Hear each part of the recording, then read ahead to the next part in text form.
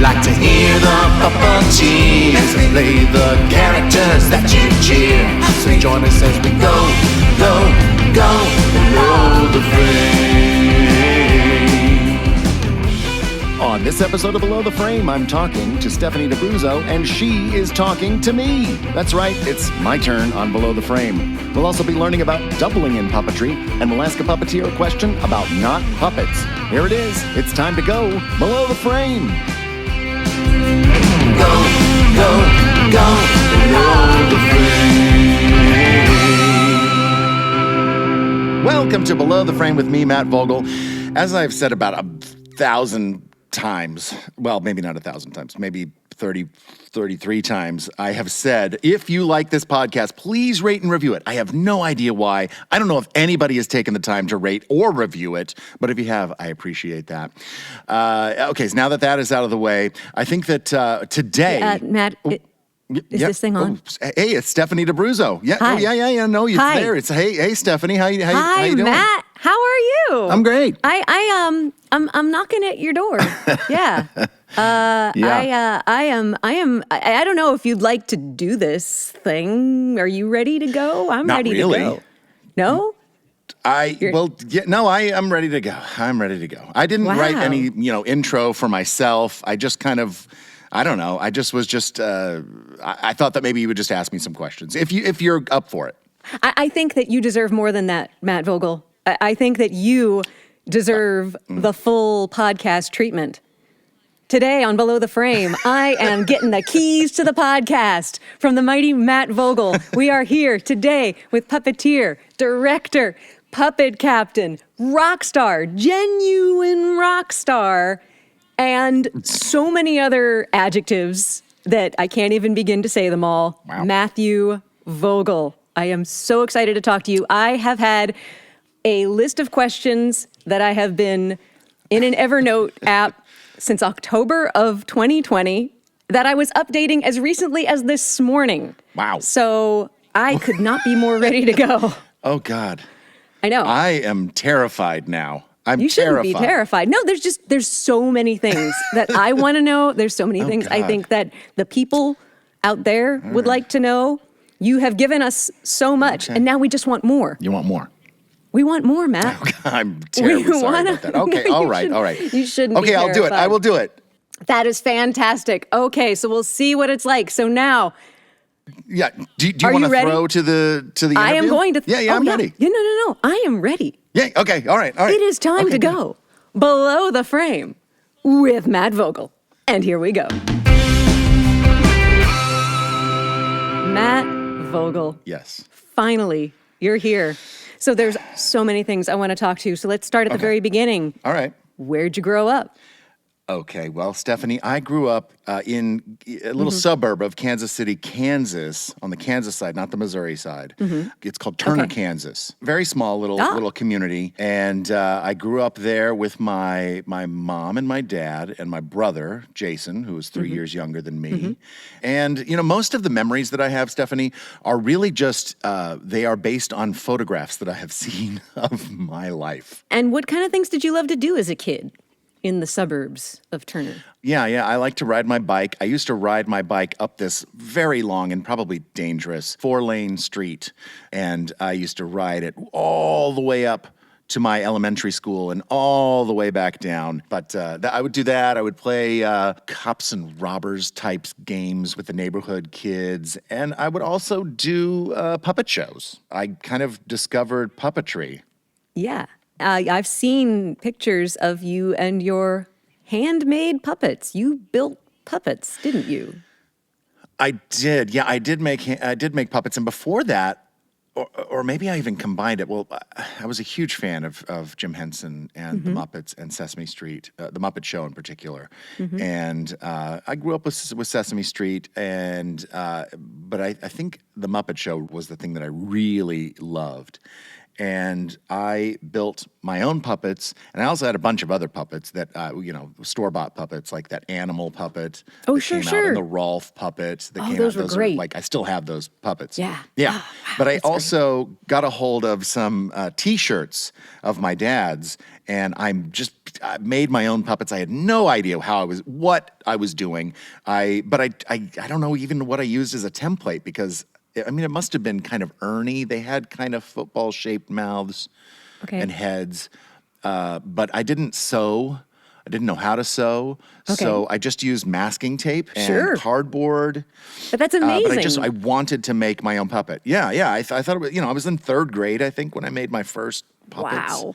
I never got good at building puppets. I was never a talented puppet builder. But you didn't have anyone telling you what to do. You were running entirely by instinct. That is impressive for anyone, let alone a kid. Well, yeah, I guess so. I guess it is. I was inspired to do this, but really I was just looking for the end result. I wanted the tool to be able to entertain. I wanted to be, and I wanted them to be my own characters that I would entertain the kids with. And I would entertain the kids in the neighborhood. I would entertain at PTAs or at church or at Lions Club events. My dad built a stage for us. He built this stage out of plywood, and he didn't know what he was doing. That's amazing. Yeah. So I'm assuming you roped Jason into this as well. I did. I made my brother help me, and he was, quote, willing to help me. I don't know if maybe my mom and dad were like, you need to help him.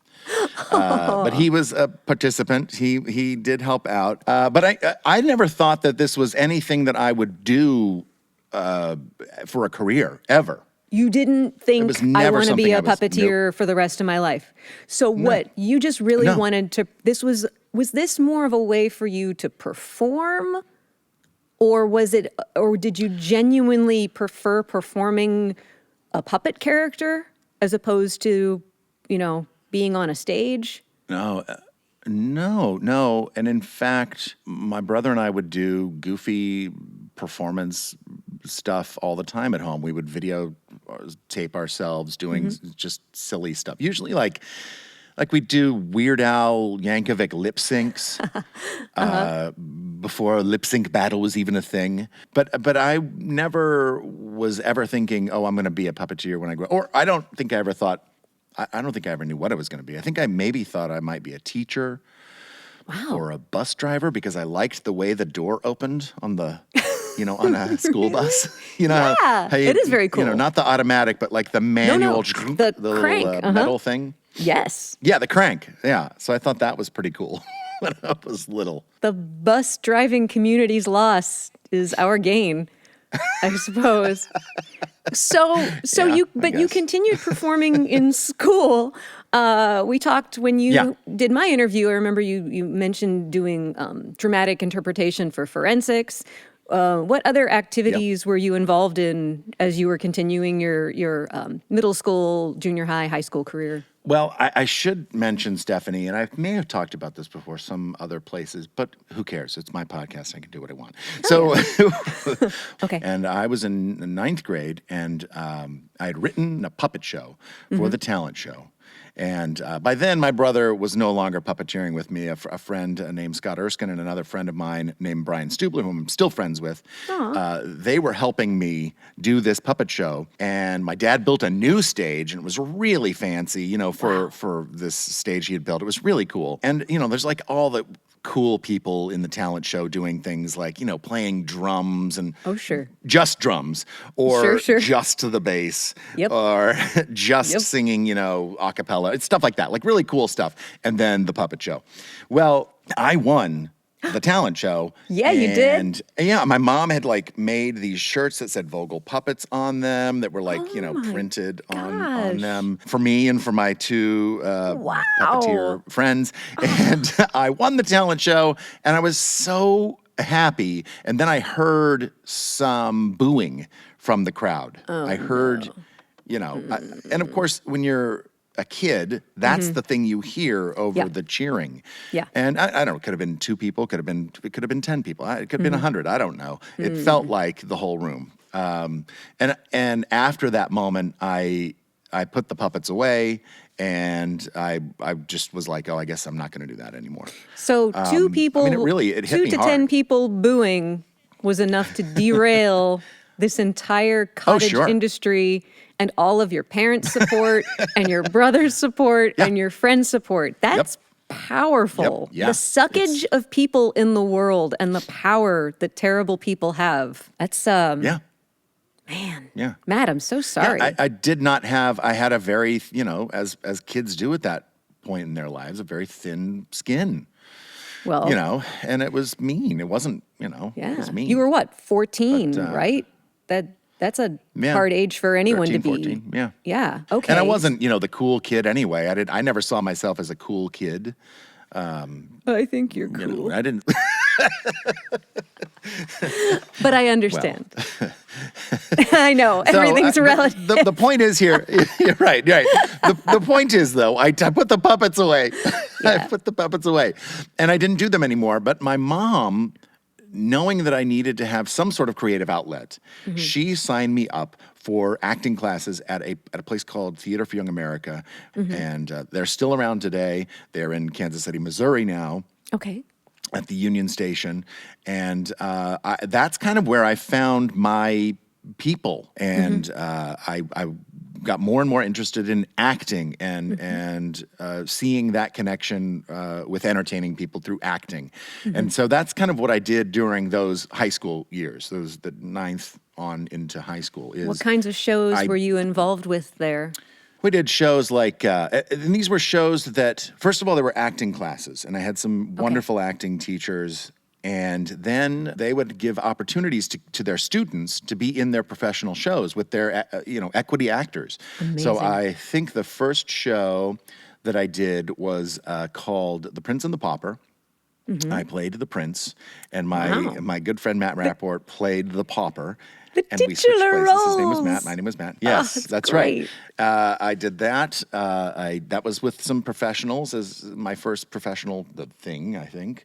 And later I did Best Christmas Pageant Ever. I did a bunch of shows there. I did Willy Wonka and the Chocolate Factory and Alice in Wonderland. And these were all adaptations that Gene Mackey, who was one of the founders of Theater for Young America, had written and brought people in to write music for. And it was a really vibrant, young theater community with a bunch of kids. But we got to work with professionals, which was really cool. And That's incredible. I met some, it was incredible. And then I felt more confident. I grew confidence from being around people that were more like me, I guess. So you worked with people who were professional equity members, ostensibly older people, older than you, I should say. All things, again, being relative. Did any of them take you under their wing? Did any of them sort of talk to you about, beyond the classes, talk to you about performing or? Yeah, there were a couple of people there. Valerie Mackey, who is Gene Mackey, and his wife Cheryl, their daughter. And another friend named Sean McCall, who at the time was in college.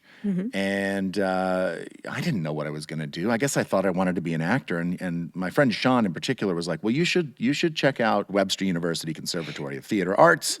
It's in St. Louis, Missouri. Nowadays, kids, they apply to dozens of colleges, right? Yeah. Every school under the sun. I applied to one college. Me too. And I got in. It was Me the too. place I wanted to go. Yeah. Right? Yeah. We didn't do that back then. We didn't. No, well, I also- don't remember. I didn't anyway. No. I think it was, it was really expensive. It was in the days before the Common App. So, Right. now with a Common App, you can hit many schools at once. But I remember, I think it was $50 to $75 to apply, which was just money that we didn't have. And so I think I Right. took my chances on early enrollment. And then I figured if I didn't get in, I'd have time to reconsider. I know the feeling. I don't remember thinking any of that. I didn't You think just wanted any to of get that. in. I don't remember being conscious of that.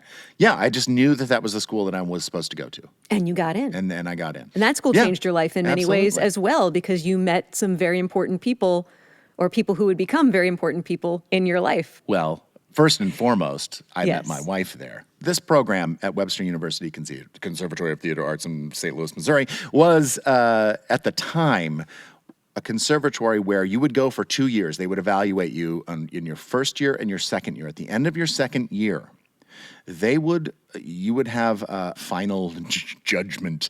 You would do a final scene. Yeah. And they would then decide whether to keep you for the next 2 years or cut you and say bye-bye. I didn't know And, Webster was yeah, a cut that's school. how it was. That's how schools like CMU, It was. Carnegie Mellon work, and I think Juilliard and North Yeah. Carolina School of the Arts, like the really big ones, work that way. I had no Yeah. idea Webster Yeah, was one of them. But it doesn't do that anymore. Okay. But it did do that at the time. And my roommate, second year, got cut from the program. So we needed somebody to fill that room. Wow. And I had kind of had my eye on this cute little blonde. We had done an acting scene together from A Doll's House, and she was phenomenal. She was so good. Yeah.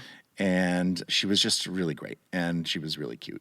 And so I kind of approached my roommates and said, what about Kelly? Maybe she would need a place, because coincidentally, her roommate had also been cut. So she needed a place. Wow. So Kelly moved in, and it wasn't long before we kind of were a couple. And we've been a couple ever since. So that was like 1992, 91, 92. Oh my gosh, you're going to be somewhere in there. And, 30 years yeah, together. That's 30 30 years ago. together, yeah. Incredible, man. Yeah, insane. She is right? very talented. I remember Yeah. seeing her. There was a night of monologues, I want to say 20 years Yeah. ago or something like that. And I Yep. remember it was the first time I'd ever seen her perform, and she's magnificent. She's such a great person. She is. How lucky that, I yes. am the luckiest guy, because she puts up with all of my ridiculousness.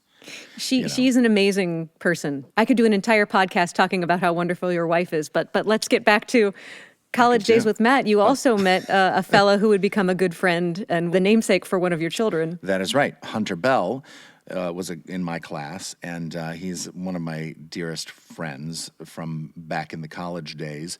And Hunter was a musical theater major, but he went on to write the book for musicals, including a musical that I'm very close to called Title of Show, which was off Broadway, and right. we made this little web series before there were even really a lot of web series, and it was called The Title of Show, and I shot it and edited it and helped write it and collaborated with Hunter Bell and Jeff Bowen and Susan Blackwell and Heidi Blickenstaff and Michael Barres, and we would get all of these Broadway people. This is like way beyond college, but that was kind of how I knew Hunter. I knew him from college, and he's still a dear friend of mine.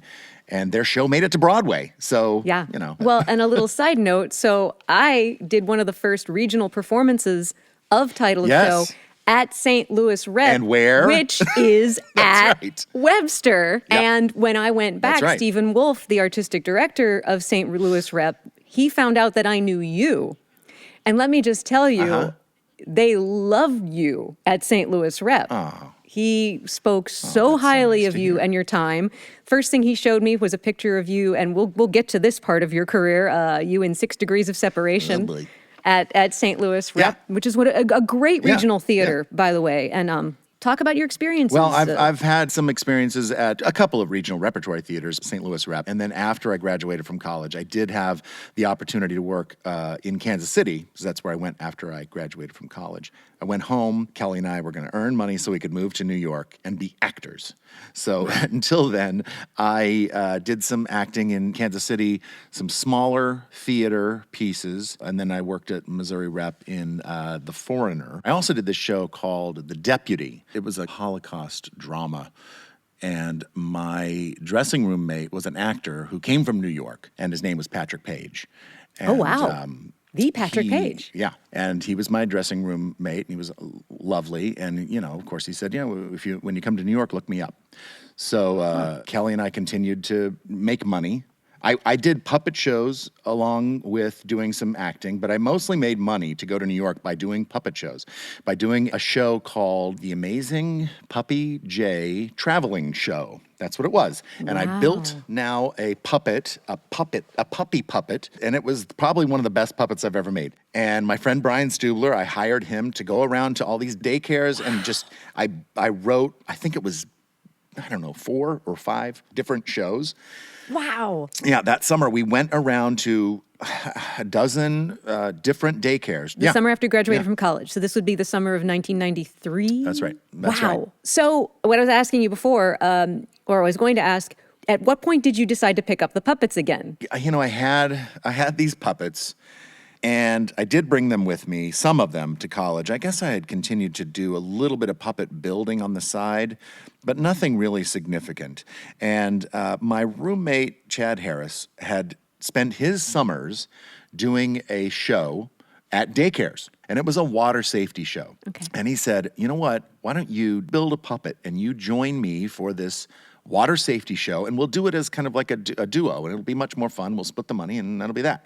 So we spent, I think it was my sophomore year, that summer going to daycare centers, doing our water safety puppet show. And then I kind of got a little bit back into it. You know, I kind of got, the whole time I was still a big Muppet fan. I started collecting Muppet memorabilia. My bedroom at my parents' house was literally floor to ceiling Muppet stuff. Wow. Lunchboxes, greeting cards, shirts, Wow. books, lamps, puppets, you name it, glasses, posters, everything, floor to ceiling. My mom and my dad used to go to antique stores, you know, Sure. and they would always, if they saw something, they would, oh, there's a Big Bird lunchbox, and they'd pick it up for me. Oh, my gosh.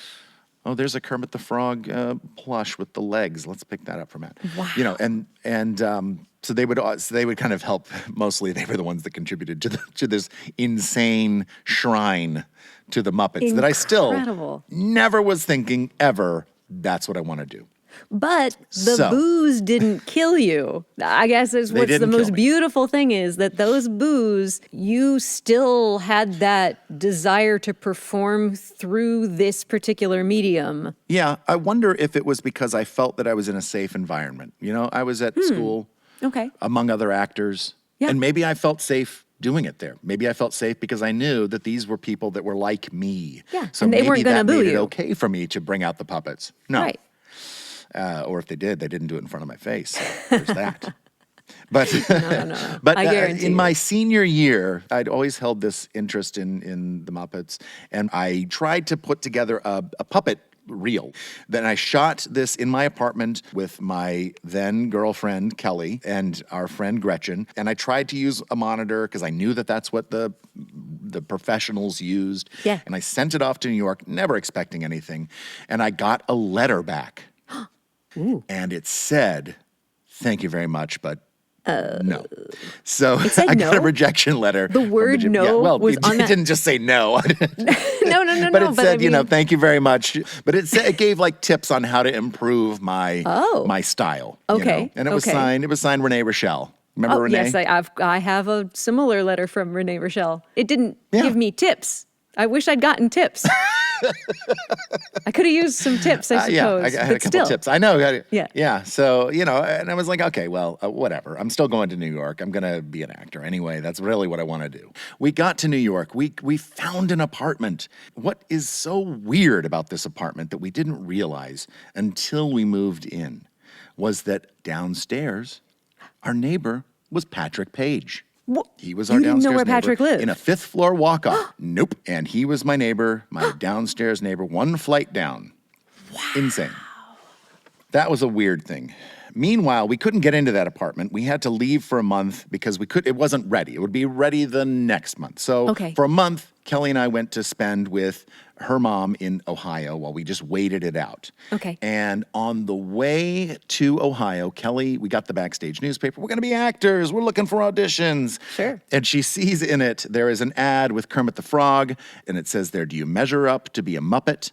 It literally says that they are looking for somebody that is my height, my weight, left-handed. They are looking for somebody like that. Please respond to this. Left-handed? And there was a specific ad in Backstage Yes. for a left-handed puppeteer who is your height Yes. and your build. Yes. Yes. And Wow. I called and I spoke to somebody and I said, I am calling about the ad. I am this, I am that height, I am that weight, I am left-handed. I should let you know that I am a right-handed puppeteer, but I am left-handed.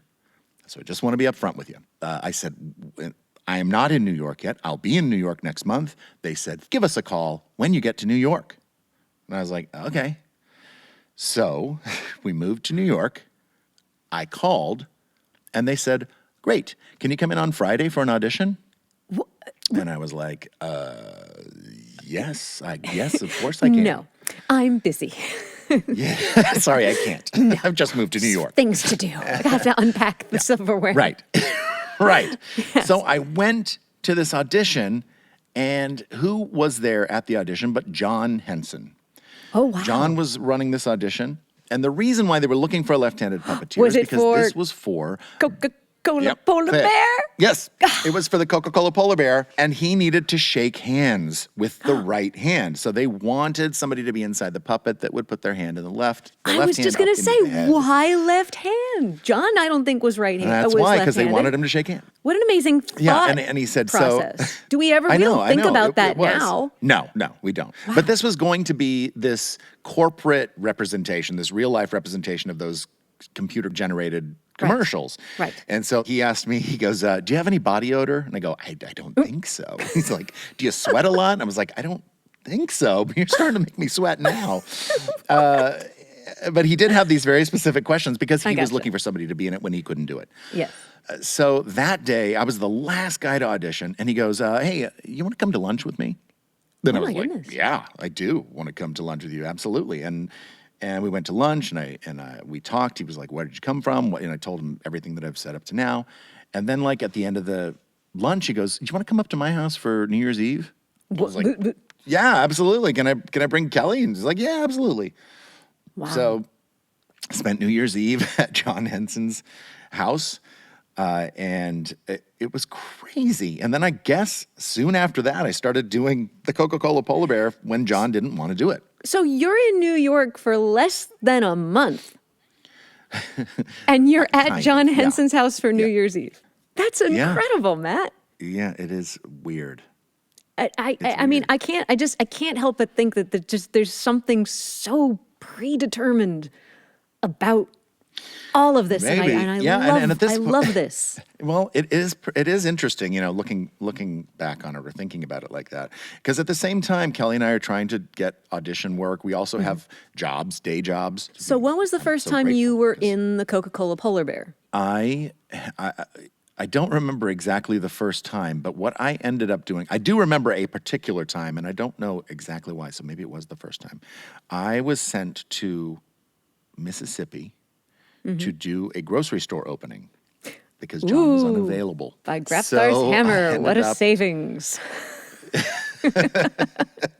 So I ended up doing little meet and greets in the Coca-Cola Polar Bear, which was pretty cool. As somebody that had never done this kind of thing before, it was really cool. Yeah. And there was a monitor on my chest that ran up through I think it was the nose of the bear, so that I Okay. could see out in front of me. Great. I could see who I was talking to. Great. And I had a handler, and I was zipped into this thing. If you're zipped into one of these things, and this was the prototype, so it was really Oh. heavy, and it was very, it certainly wasn't clumsily made. It was very beautifully made. It was a gorgeous and, thing, but it was yeah. like one of those things. Yeah, one of those things though that when you're in, you're in. Yeah. You're not Yeah. getting out. No. How long were you in it? It was. They were short, Okay. probably 20-minute. It's still a long Oh yeah, time. long but time. And I'll tell you, I did yeah. sweat. I definitely sweat when I was inside that. as would any functioning human being or mammal Yes. on the Yes, earth. Yes. So was that was your first time in a Henson puppet? Yeah. Wow. Yeah, not long after. I did that for a while. I'm just trying to think of then the way this would all go down.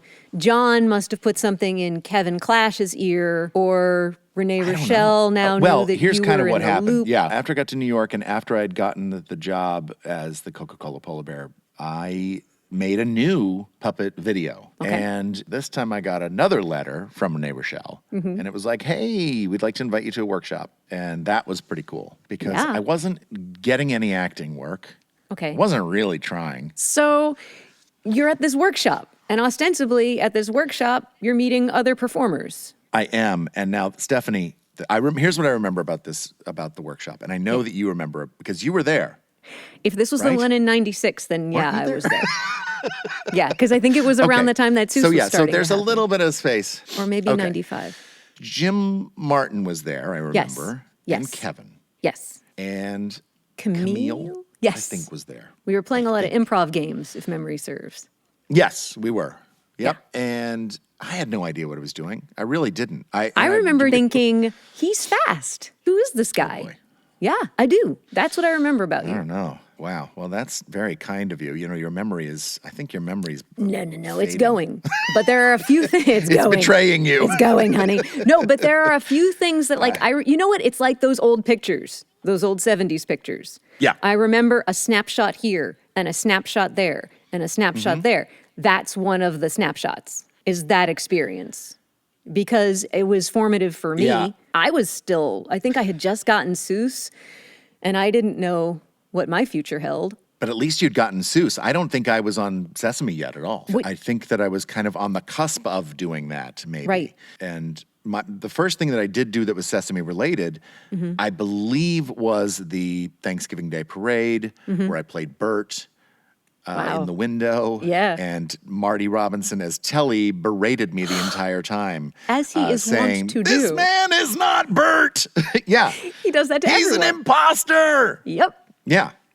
That's Marty's telly shtick and- on Thanksgiving morning. But then after that, I believe, came the Big Bird audition. Okay. And did they say this is an audition to play Big Bird? Yes. They said, Okay. they said, can you do a Big Bird voice? And I was like, yes, of course, which is what you're supposed to do when you're an actor. Yeah, of course. Yes. I had Of course no I can idea. skydive So I went and got, drive a stick yeah, I shift. can do that. Yeah, Yeah. I can do all of that, but I had no idea. And so I went and got The Bird is the Word CD, which is the Big Bird's greatest hits. Yep. And I listened to that over and over and over and over and over again.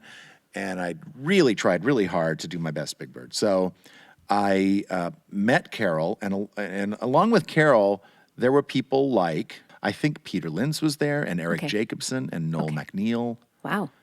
and myself. I think that's it. I can't Tall, remember. talented One more, men. but- and I had never really met them before. I Oh, don't wow. think. Maybe at the parade. Maybe Okay. at the, you know. And I feel like at but I that hadn't met point, them, and I certainly Noel hadn't met had Carol. done the Bird for opening Yeah. Oh, yeah. credits or something. Noel had been in the Bird because he a lot wrangled of the Bird. yeah. Noel had a lot of experience in the Bird, Mm-hmm. and so yeah, he was kind of the go-to guy whenever Carol wasn't able to do it. But they wanted somebody, or Carol wanted somebody, to be able to do the voice or Mm-hmm. representation of the voice because he was 65 years old at the time. Mm-hmm. Yeah. You know, I mean, Yeah. it's hard to believe. He was 65 years old, and you know, And who still knew he roller was not going skating to slow and down for many, many, many. unicycling. Yes, I know. I know. But I met him, and the old story is that he met me, and when Renee introduced me, she said, "This is Matt Vogel," and his eyes kind of lit up, and he goes, "Vogel, your name means bird in German. This might be the job for you." So I think I had an in just Yeah. because Carol knew a little bit of German, Yeah. you know? And Carol had opinions as Oh, yeah. well as we well know, very strong ones. And if he took a liking to you, very little Yeah. was going to change his mind. And so I think he took an instant Yeah, yeah. shine, my friend. And why not? He may have. He may have. But I made it through that audition, and then I had another audition with just working with him. What did you do And, with Carol, just Carol and you? It was really just putting the bird on, and Stefan Rotendaro Yeah. would put the puppet on me. Okay. And I think Renee was in the room as well. And I was improvising, just ad-libbing things. Was as I Carol asking remember. you questions And or prompting you? Did he have Oscar on? no. And I think he did very little. He watched and he gave little tips and little hints and little, Okay. maybe do this a little bit more, maybe do this a little bit more. Were you working from a script? No script. I don't remember there being a script. Maybe there was. I just remember that experience of being in that room and with him, just him. And after that experience, he's like, "Where are you headed?" And I said, "Oh, the Upper West Side." And he goes, "Oh, me too. I'll give you a lift in the cab with me." So he put me in the cab with him, paid for the cab. Oh, It was so sweet of him. And talk about a mentor and a friend. He was definitely both of those for me. He was such a mentor to see the way that he became those characters, because he was those characters. That's Absolutely. why he could just easily just switch right into them. And using him as an example of how to live in the moment in a character is something that I think is what I learned from Carol. wow. And his lovely wife, Debbie, whom I just adore. And they always treated me like a part of their family, always, from the first day. That is so beautiful. They're such beautiful, beautiful people. I want to then segue to another one of your mentors. I think this is a good time to then talk about a very different kind of mentorship that you had with Jerry Nelson, because you also played his characters for very different reasons at a very different time in your career. Can you talk a little bit about how that, because I know it was a long process, or at least it seemed like a longer process. You right-handed Jerry a lot. You doubled Jerry sometimes if the count was in a scene with another one of his characters. Yeah, the thing with Jerry was that, generally speaking, when you start out as a new puppeteer, you are a right hand for somebody. Because there's so many things that you are trying to absorb and learn and do correctly on camera, and there's very little time. You're shooting 14, 15, 16 pages a day. It is a very rigorous schedule. And so to be given like a character with lines and acting and emotions right off the bat is, a ticket to insanity. So generally speaking, we are assists first. So I assisted David Rudman for a very, very long time. And because Peter Linz, who was his assist, had moved on to Bear in the Big Blue House. That's so right. I was David's assist as Baby Bear. And then when Jerry came in, I was his assist as the Count. Sometimes I would do both hands. Sometimes I would do one hand. And I loved Jerry. He would sit in the green room. Do you remember this stuff? He would sit in the green room and in the back by the Nintendo, and he would play Tetris. Yeah. And he also had the rocking chair back there, too. And, he would just sit back there when he wasn't on, and life was good. He was just, playing Tetris, reading the paper, whatever he was doing, and he was just enjoying. And then Sometimes when he was on the playing set, guitar. he was, sometimes playing guitar, which was great. Yeah. And I loved him, and he must have liked me too, because I think it was in the year 2000 that he asked Kelly and I if we would come up to the Cape and do a show with him. He wanted to write a show. He wanted some puppet elements in it, and he wanted me to provide the puppets and just come up and play with him and help write the show. And he would also play some music with his band. So we did that. We came up and spent a couple weeks with Jerry up at the Cape and did this show called Truro Daydreams.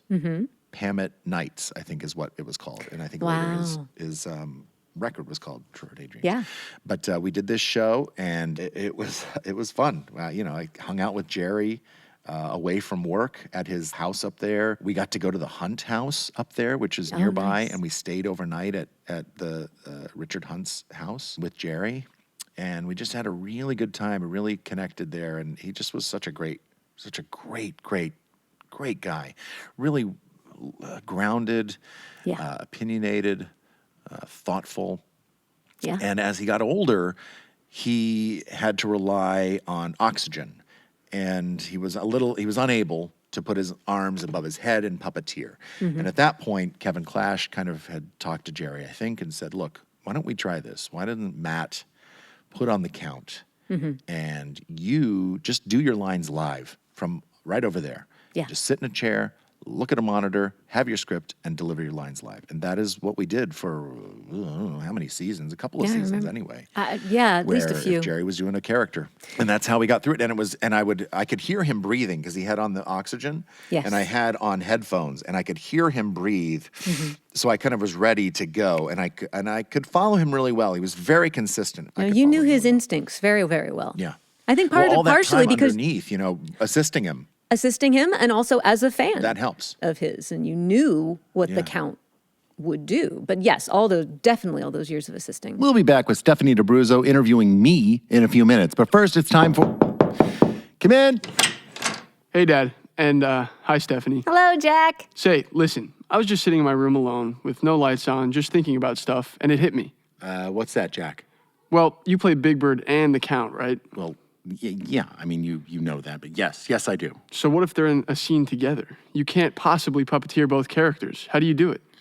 Well, you see... Hey, sorry to interrupt this little father-son thing, but Matt, do you mind if I answer this one? Oh, yeah, sure, Steph, go ahead. Jack, that is a great question and one that deserves an answer in song.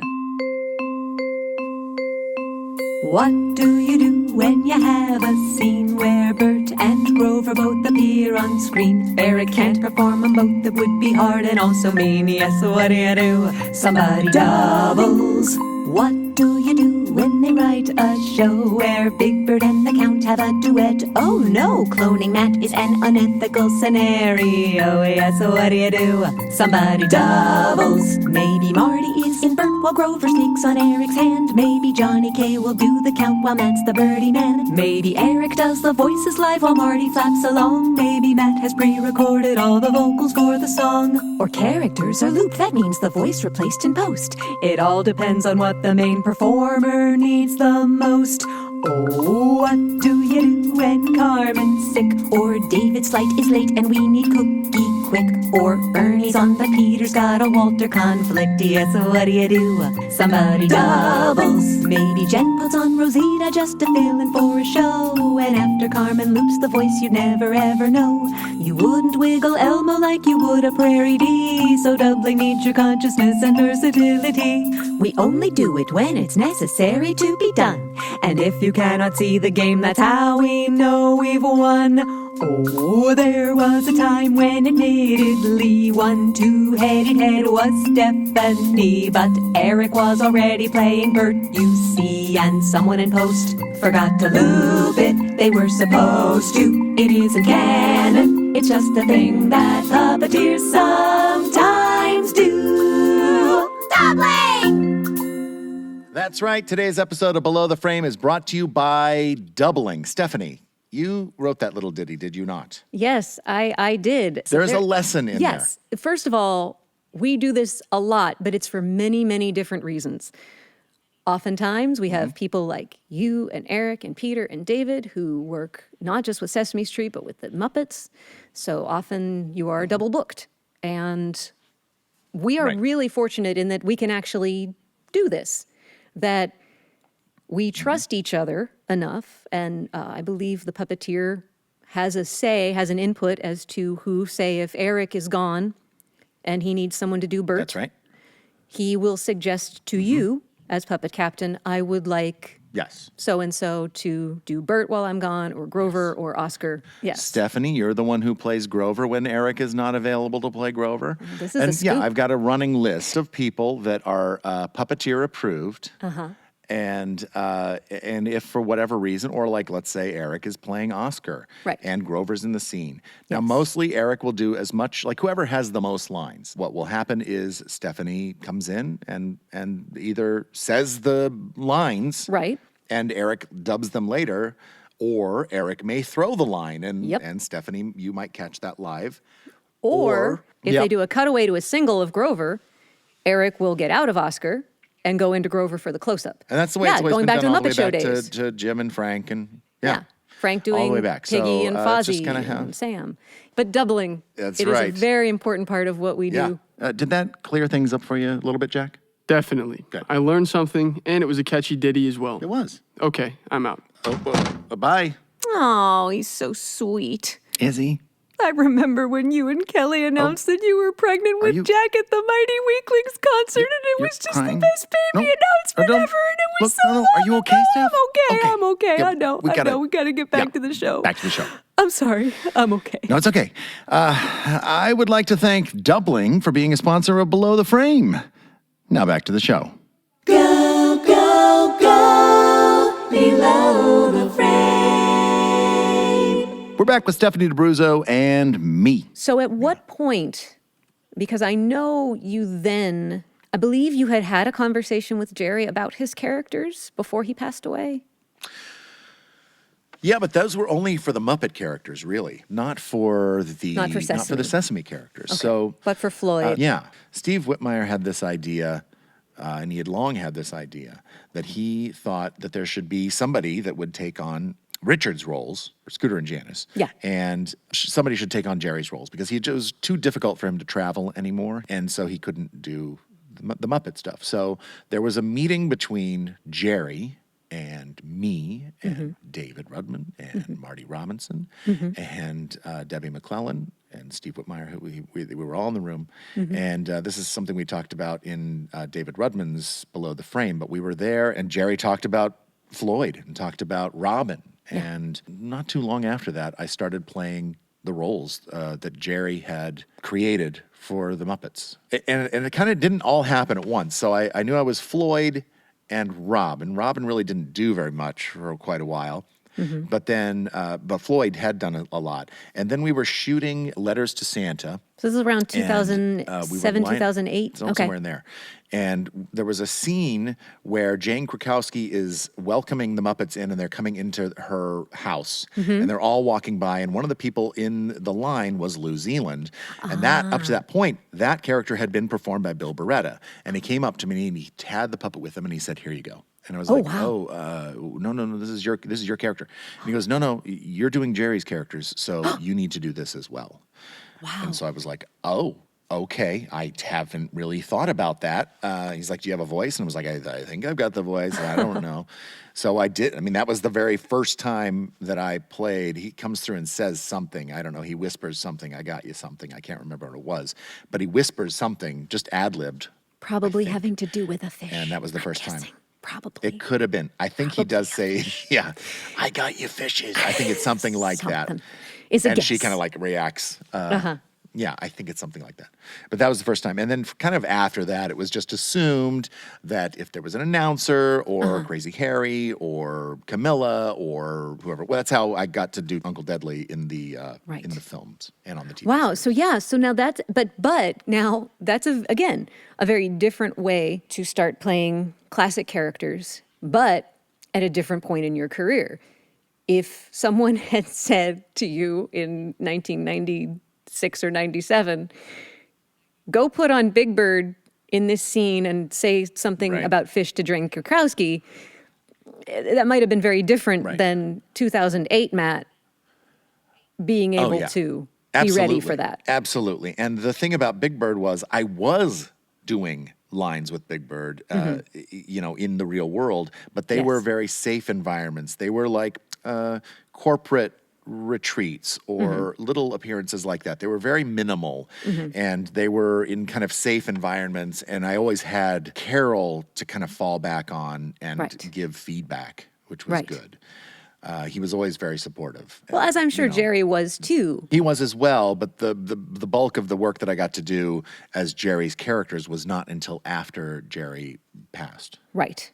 Now, you have auditioned for a lot of characters, and you've gotten so many of them that you've had to give some of them up, like Robin, because you play so many characters. That's true. Now, I have a question. Is there a character that you auditioned for that you really wish you'd gotten, but you didn't? I don't think so. I mean, initially, I think I was, because I auditioned for Walter, and of course I was disappointed, upset. I was like, oh man, I wish I'd gotten that. That would have been so cool. Right. But after seeing Peter Linz play it, I'm like, no, he's the guy to play Walter. He's absolutely the guy to play Walter. Right. He is the guy. Yeah. So that it only stung for a moment, and then it's not even really. competition, really, I don't feel like, with my fellow performers, because I was so excited for Peter to Right. get that. It was just the right time for him. Well, I mean, it's always disappointing to not get something you audition for. Sure. That's just an sure. actor's. But it's always nicer when your buddy gets it, is really great. So Absolutely. But if you had gotten Walter, then you wouldn't have gotten to play Constantine, because I think that would have been that's much true, more yeah. difficult. I don't know if that door would have been as open to you. I wouldn't have been able to. I have found No, it in wouldn't my have been. travels that oftentimes a role that I really wanted and didn't get sometimes opens the door to either a different job or maybe a different person in my life. Or even if the job isn't as big, maybe it's a reading and I get to sing this song or meet this person, or, the path is not quite so linear and obvious. X leads to X, leads to That's Y, right. leads to Z. So Constantine then You're right. comes along. Constantine was just was an audition, and I just saw him as an idiot, like an idiot, the most dangerous idiots are the ones that think that they are so smart and and that are actually dangerous. And he is actually could be dangerous, but he is such an idiot that, Yeah.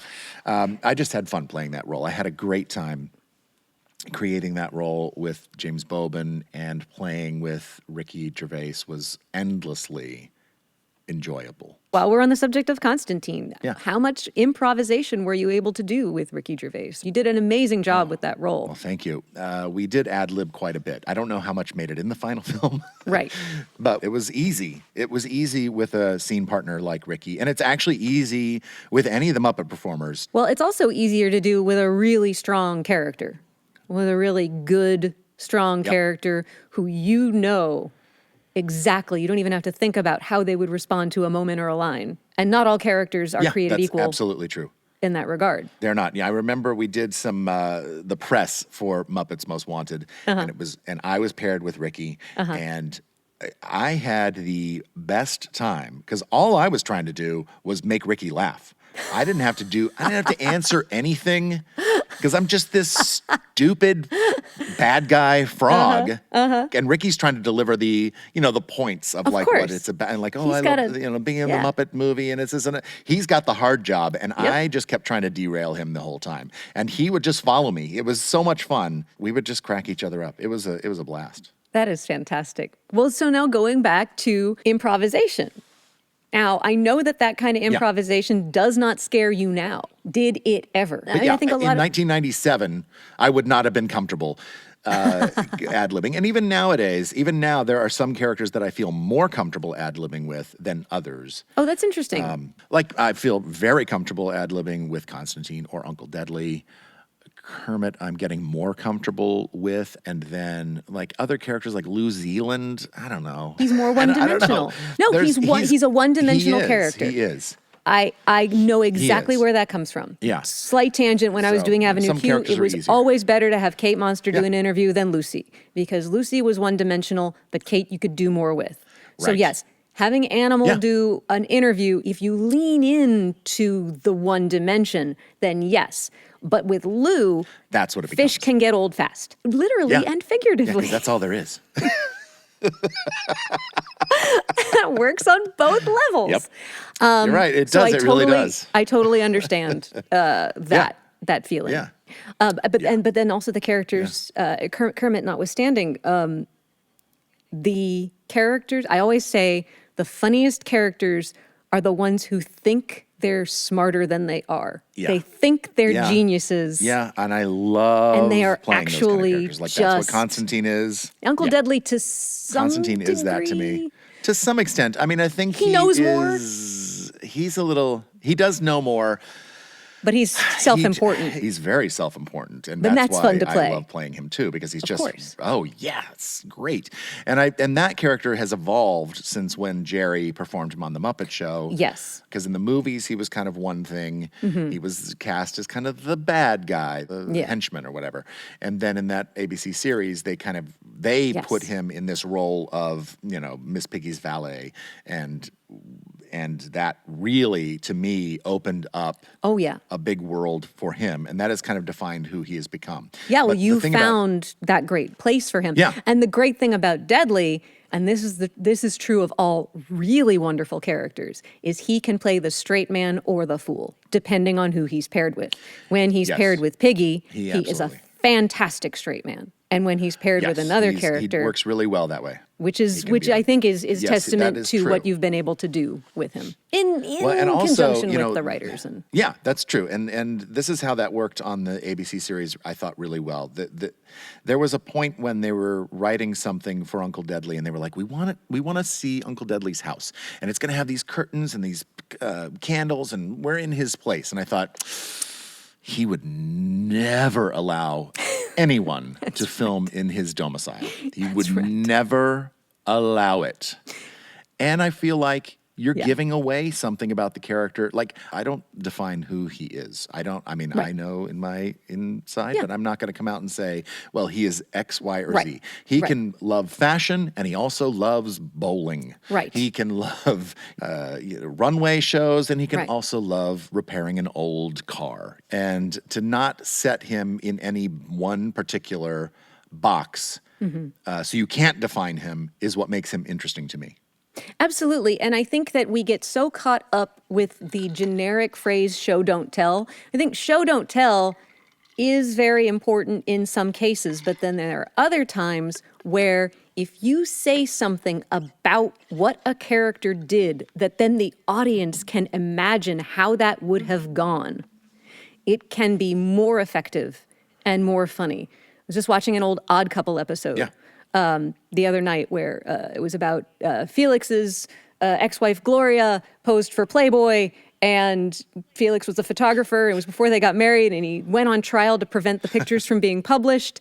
And they come back, and he says, 2 of those jurors called her for weeks afterwards, and the judge still sends her a Christmas card. And that line is funnier than seeing Gloria get a Christmas card from the judge. Just imagining those things. Yeah. So yes, I hear you in Yeah. that regard. I think we get so caught up with blanket statements about comedy and puppetry and the business and television that we forget there are always exceptions to the rules depending on X, Y, and Z. So good on you for knowing I what those agree. differences are. So I want to backtrack. I want to go back. All right. Do you remember right. what your first day at Sesame Street was and what you were doing? I remember one of my first days. I don't remember my first day on Sesame Street, but I do remember on the show, it could have been a ball, yes, it would have been a ball at the end of an episode, and I think the ball had not been sentient until the very end of the episode. The ball turns around and says, "Wow, I had a great day. I go, oh man, this is a fantastic day." I think that was the first little lines that I had. Wow. So now, I want to know because I remember this thing. You would get the breakdown from Danette DeSena, and you would look at it and see if your name is on it. And you saw AM Ball Matt. And did you look at that script and see if you had lines? And when you saw the line at the end, Oh, sure. what did you do before you went on the set? Did you try like 20 voices at home? Well, I just remember that excitement of getting a I character. probably had some voices that I had in mind. Yeah. And at the time, I probably would have run them by Joey Mazzarino. Okay. In fact, he may have come to me. He may have come to me and said, "You're doing the ball. What do you got?" Oh. And then I would audition some voices for him, and he'd be like, "That one," because we became fast friends pretty early on. He was there for me. That's amazing. Yeah.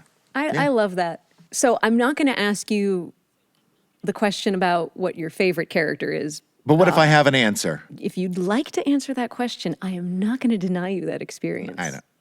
I don't have an answer. I was going to ask. They're all my favorites for different reasons. But Exactly. They're all your children. No, I was going to ask first if you prefer playing one-offs or regular characters because you've gotten to do both so much so well. now, I mean, that's a hard one to answer. I don't Yeah. know. Because now I feel like I have been just mostly playing characters that I play, and that's great. Yeah. I'm enjoying that. And Well, there's just a kind of job living security in that. Yeah. Yeah. Yeah. And I also am aware, because I do cast the Yes. Sesame, Yes. I'm aware that I want to try to make sure that everybody kind of gets a fair shot at stuff. I'm going to There's get other into people that don't element have, of your fairness soon, but okay. But if there was a one-off that you have played before Yeah. that you wish could come back for just one episode, Yeah. which one would you want it to be? Hubert the Human Cannonball. Yeah. Hubert the Human Cannonball. I had so much fun. It was a little pink puppet He with was a little ridiculously spitfire. large helmet. Yeah. Yeah, and he was just really full of energy, and I just remember I just made him move really frenetically, and he was just an exciting, fun, silly character to play. So I liked Hubert the Human Cannonball. I love I'm that. surprised I remembered his name, but that is who it is. So growing up in Kansas City, Yeah. and you're building puppets, and then you get to Sesame Street, was it everything you thought it would be? What had you I know you said you hadn't necessarily set out to be a puppeteer or a Muppet performer when you were growing up, but surely you must have had some personal concept of what that would be like. I think I have an answer for that. When I was a kid, I met Roscoe in Independence, Missouri, at a mall. Wow. He was doing one of those things where they would go around and do mall tours and whatnot. And I remember meeting him as a child. Wow. And I also remember going to an Ice Capades show with the Sesame Street characters. And I remember seeing Big Bird skating around. And I remember him stopping in front of where I was seated and waving to me. What? And I know he was waving at me. Yeah, he so was. that feeling as a child, seeing Big Bird wave at me, and that feeling as a child of meeting Gordon on Sesame Street, that excitement, I still have that walking onto the Sesame Street set. I had it from the first day where I had been on sets before, so I kind of knew what it might be like, but it still had this kind of, there's like a magical crispiness to the air. I don't know what it is exactly, but there It's is charged. this kind of, it is. And there's like, it's like anything can happen here. Yeah. No. So I still have those feelings. No, I'll never forget when Roscoe and Emilio, they were the first people to remember my name. So to have them say, "Hey, Stephanie," was like, wah. Even when Carol would put on the bird and say, "Hi, Stephanie," and just, I know. Big Bird knows my name. Oh yeah, it's a magical, really cool thing. I talk to the characters. I talk to them as me. Of course you do. Elmo talks back to me, and I mean in a good way. He's very nice. He does talk back occasionally, but he's generally speaking very well behaved. Yeah, so this would be a good time to discuss why you often talk to characters. Because one of the many things, and there are so many things that you do, and I want to go into all those things, but let's, good segue is let's talk about your directing career at Sesame Street. How did that come to pass? Were you tapped? Did you express an interest? Did someone approach you? I had directed a short film with Joey Mazzarino called Murder, He Squeaked. Yes. And it was kind of like a noir puppet film. And we had a good time doing that. And a little while after that, I think Joey then started directing on Sesame Street. And eventually, I think Joey had asked me, he was like, "Do you want to direct on Sesame Street? Would you ever want to direct?" I was like, "Yeah, why not?"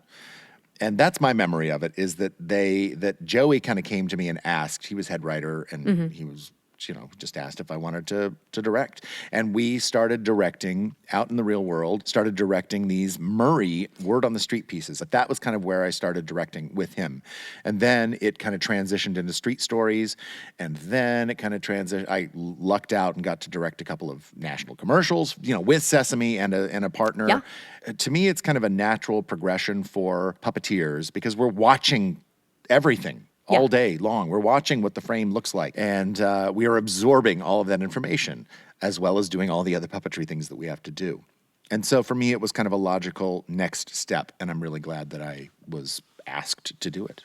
When you were directing Murder He Squeaked and the films for Curious Buddies, and I remember you were also making little videos with your kids, just fun little things. What was the impetus for that? When did you taught yourself how to edit?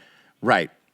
I took an editing class in college, but that was like, the machines with the Three-quarter inch, jog. sure. Yeah, three-quarter inch, that's what it was. Yes, it was linear editing. Yes, that's right. And then after my first son was born, Jack, who sometimes makes an appearance on, well, he did make an appearance on this podcast today. Yes. So I videoed everything that he did, right? Because I'm a new father. Yeah. And then I wanted to put together something. So I taught myself how to edit on a computer. And then as I acquired more children, I acquired more editing knowledge and had to edit more and more and more. And it became a thing where like every year I would do, a Vogel Kids, like a wrap up of the year of all the things that they had done.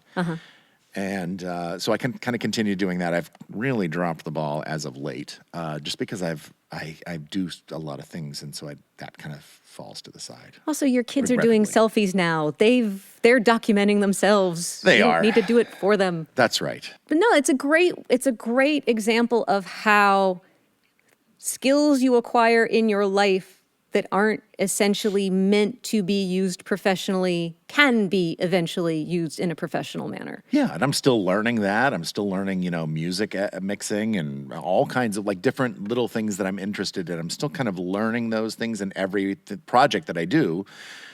Whatever it is, I feel like I'm improving little by little. But I mean, that's what's amazing. You are one of our best directors on the show. We always love when you're there. I love when you're directing. We're so lucky that you haven't run off and done something else. But your thirst to learn, and I know you have a thirst to learn because you have a thirst to do. And sometimes the doing instigates the learning. And that brings us to everything you've learned by doing the Mighty Weaklings and being in that. You were talking about music mixing. And I think a lot of those skills have come because you want to make an album. It's doable to do at home, but you got to do it right. Yeah. When did you start the Mighty Weaklings? Because you touched a little upon it in the Joey interview, but you really didn't talk about how the band formed. My dear friend, Michael Escamilla, who passed away last year. He and I knew him for it was over 30 years, I would say, as well, for 30 years. And when he first moved to New York, he surfed on my sofa for a couple of weeks while I was looking for a place to stay, and he brought his guitar with him, and we just kind of, he would play, and I would just kind of make up stupid lyrics to things, about like moving to New York and how difficult it is, and then how great it could be at the same time. And we were the two kind of annoying people at parties that would just pull out the guitar and play songs for people. It wasn't annoying when Jerry did it in the Muppet room. Why would it be annoying for you? That's true. But then our friend Joey Mazzarino joined us back when he was in high school. He played drums.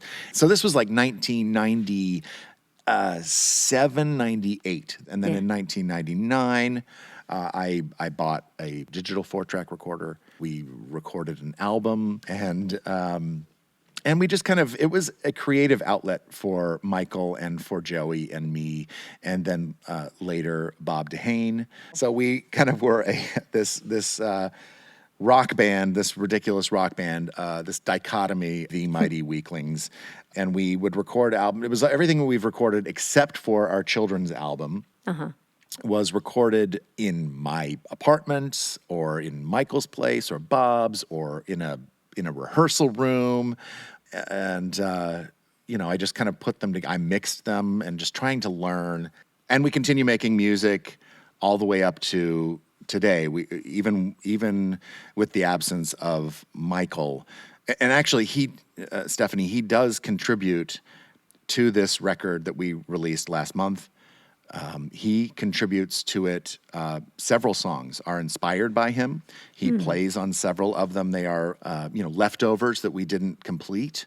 They are some demos that he made that we have added to and enhanced to become these like fully fleshed out songs. And then there are songs, original songs that are about our buddy Michael in some way or another. I'm really proud of it. And so you can, it's out there now. You can stream it. Where can they find it, Matt? You can stream it. You can stream it on Spotify. You can stream it on wherever Apple Music, wherever you get them. You can purchase it digitally as well. But it is something I'm really proud of. And talking about trying to improve upon what came before, and I feel like this is maybe some of my best technical mixing, but I feel like it went really well, and I got the songs that I really was hearing in my head, and they come out in a really great way. And a lot of that is thanks to my main collaborator on this, Bob DeHane.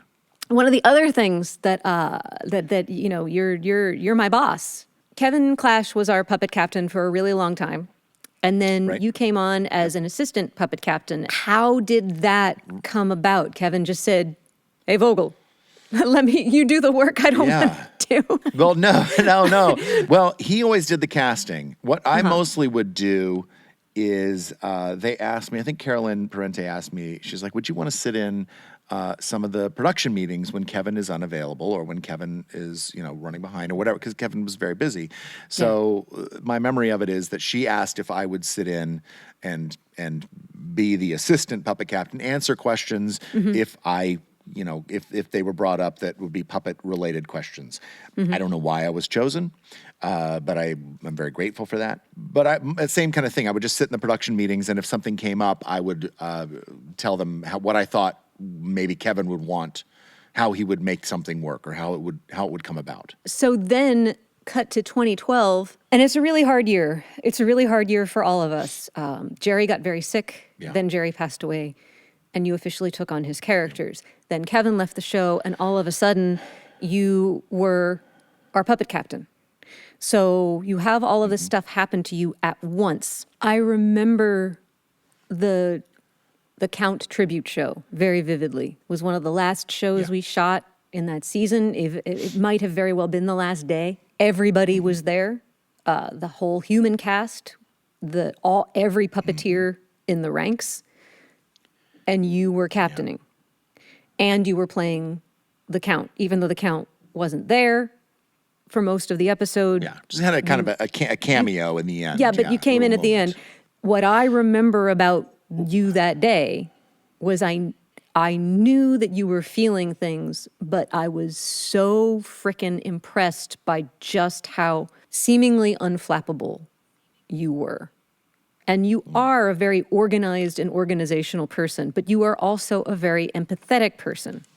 So to not let your feelings get in the way of your work and to do your work as well as you do, I think that speaks to your character. I think that speaks to who you are as a person. Because I think if anybody had earned the right to be grizzled, it's you. But you are truly such a great leader. What do you enjoy the most about leading our ridiculous little rodeo of cats? Yeah, the rodeo of cats. The rodeo. This is a thing that's important to me that I've come to realize. Early on when I was directing, I would get frustrated, and I probably still get frustrated a little bit now, being on the set. But I have come to realize that you have to let the rodeo of cats be the rodeo of cats. Yeah. You have to let them enjoy and laugh and have fun.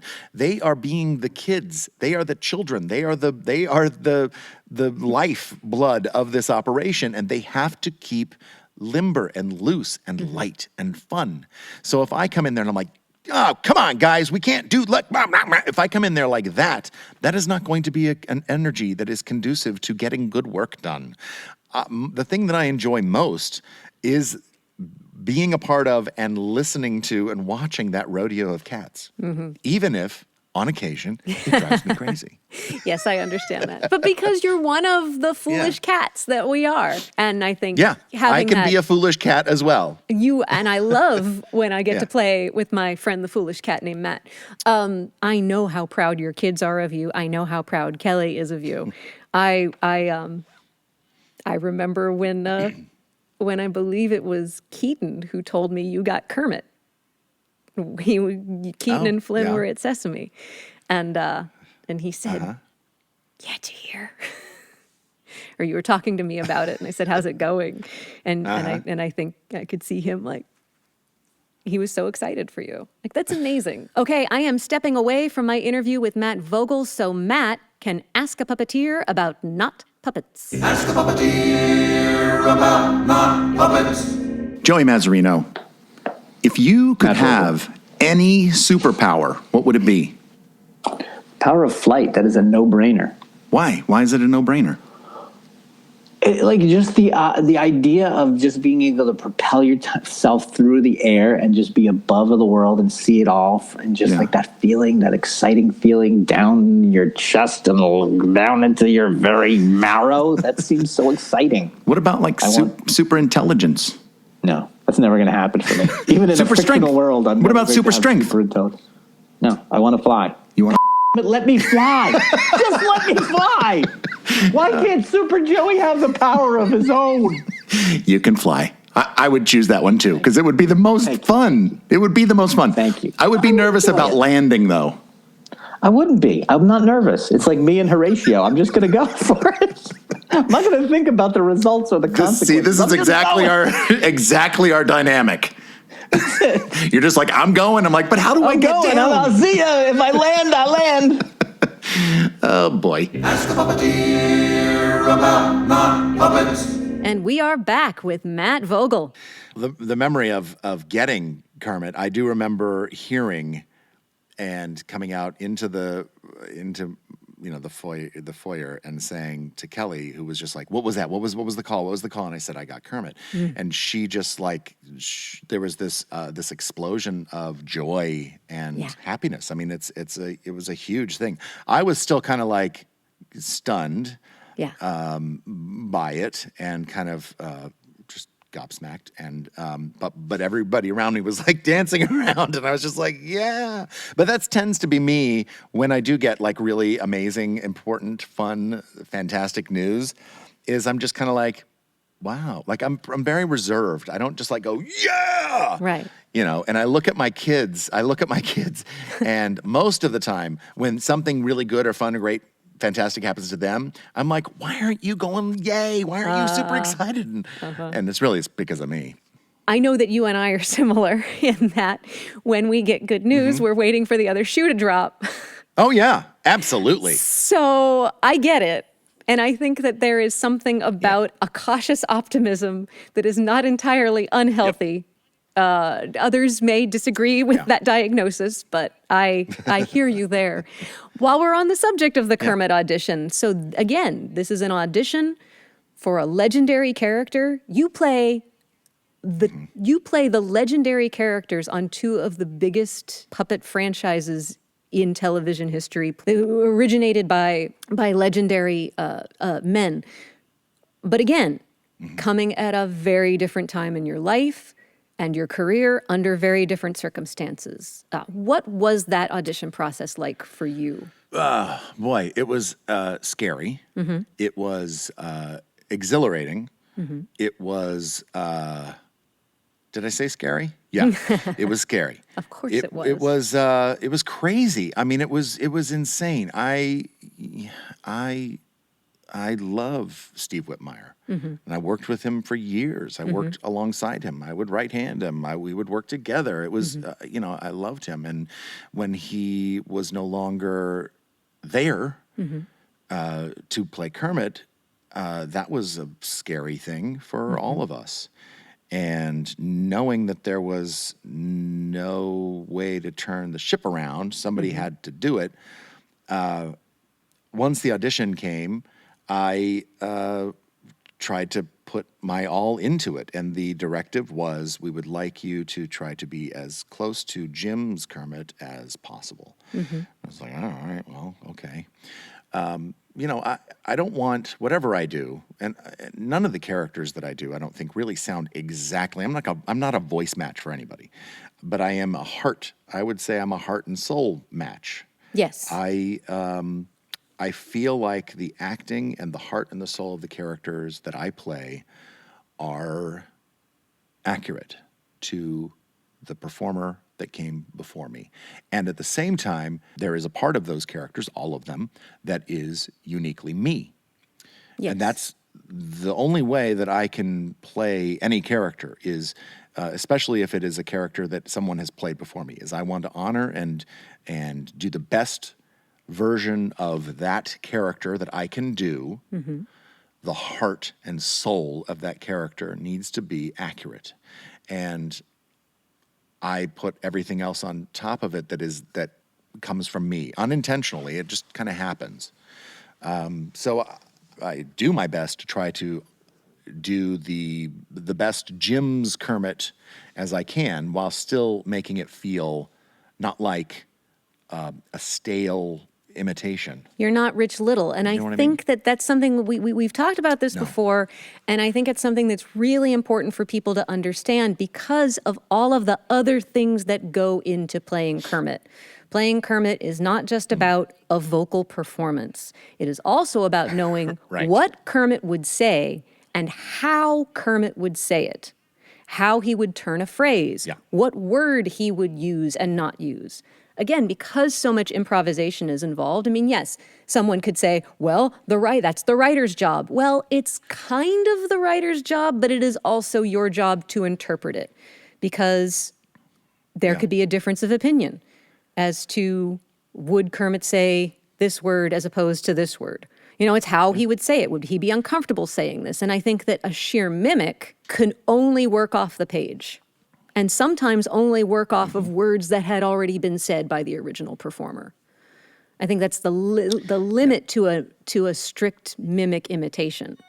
So it has to be more than that, and I think you do that more than that, and that's what is required for anyone who takes over a classic character, but especially Kermit. Yeah, I agree. I have leaned heavily on Jim Lewis's writing for the past couple of years because he'll write interview stuff or anytime I'm doing like a Good Morning America or Today Show or whatever kind of appearance, he usually will write good answers for me to refer to. Usually like an answer with a couple of different alts. Yeah. And I'll go through and I'll pick which one I feel like I'm going to say, or maybe I'll say it to combination one, or maybe I'll change it a little bit. But recently I did this thing with Michael Bublé, which was his Christmas in the City. Yeah. And the thing that I'm going to bring up is not even that show, but backstage, I had the band, Michael's band, each one of them came in. They were like, do you mind if I take a picture with Kermit? So I was like, absolutely. And so the guy came in, one guy came in, the saxophone player came in, and I'm talking to him as Kermit, just talking to him, making him laugh, making people in the room laugh, and he leaves. And then there's a couple more people from the band that are here. Do you mind taking pictures? I'm like, absolutely, come on in. Yeah. And so like 10 different musicians came in, and I had to interact with them as Kermit organically. And every person that came in, I had something different to say to them. And that was I was like, oh, wait, I think I got it. I think I've got it. I think I know how to do this now. You know what I mean? Like I didn't have any words from Jim to kind of help carrying me through. Yeah. I just started to get I was a little comfortable. I was a little more comfortable with talking as this frog. Well, and I think that it's hard to tell people what works for the character, but there's just something you inherently know. And it's a really organic thing, and it's so hard to describe to other people because it sounds so like pompousy, Marlon Brando-y, facetious actor crap. Yeah, but I know what you're talking about and I think it's because of, if you think about the hours and hours and hours that you have spent listening to Kermit through the decades. There's something that burrows into your soul when you're someone who is musical, thoughtful, and a good actor, you know the music of a character, you know the music of a voice, the way they would turn a phrase. There's music to that. You know the actor's Yes. intention. You can think about, if you're watching a performance of Jim's, you as a fellow actor can think about extrapolating it, imagining the words on the page and thinking, oh, this is how Jim got from point A to point B. Or watching the documentary footage or of Muppets and Men or behind the scenes of Sesame Street and seeing how he and Frank would break down a scene. And also how easy it was for him. And I think that's the key to what you were talking about. Because if you watch Jim do Kermit, there's no effort whatsoever. And I think that's probably what you hit on, is the sheer effortlessness that is required. Which is hard. It takes a lot of effort to look effortless. Of course it is. It's why watching a ballerina dance Swan Lake. Yep. It's why watching Michael Jeter play shortstop looks effortless. But that's a lot of work.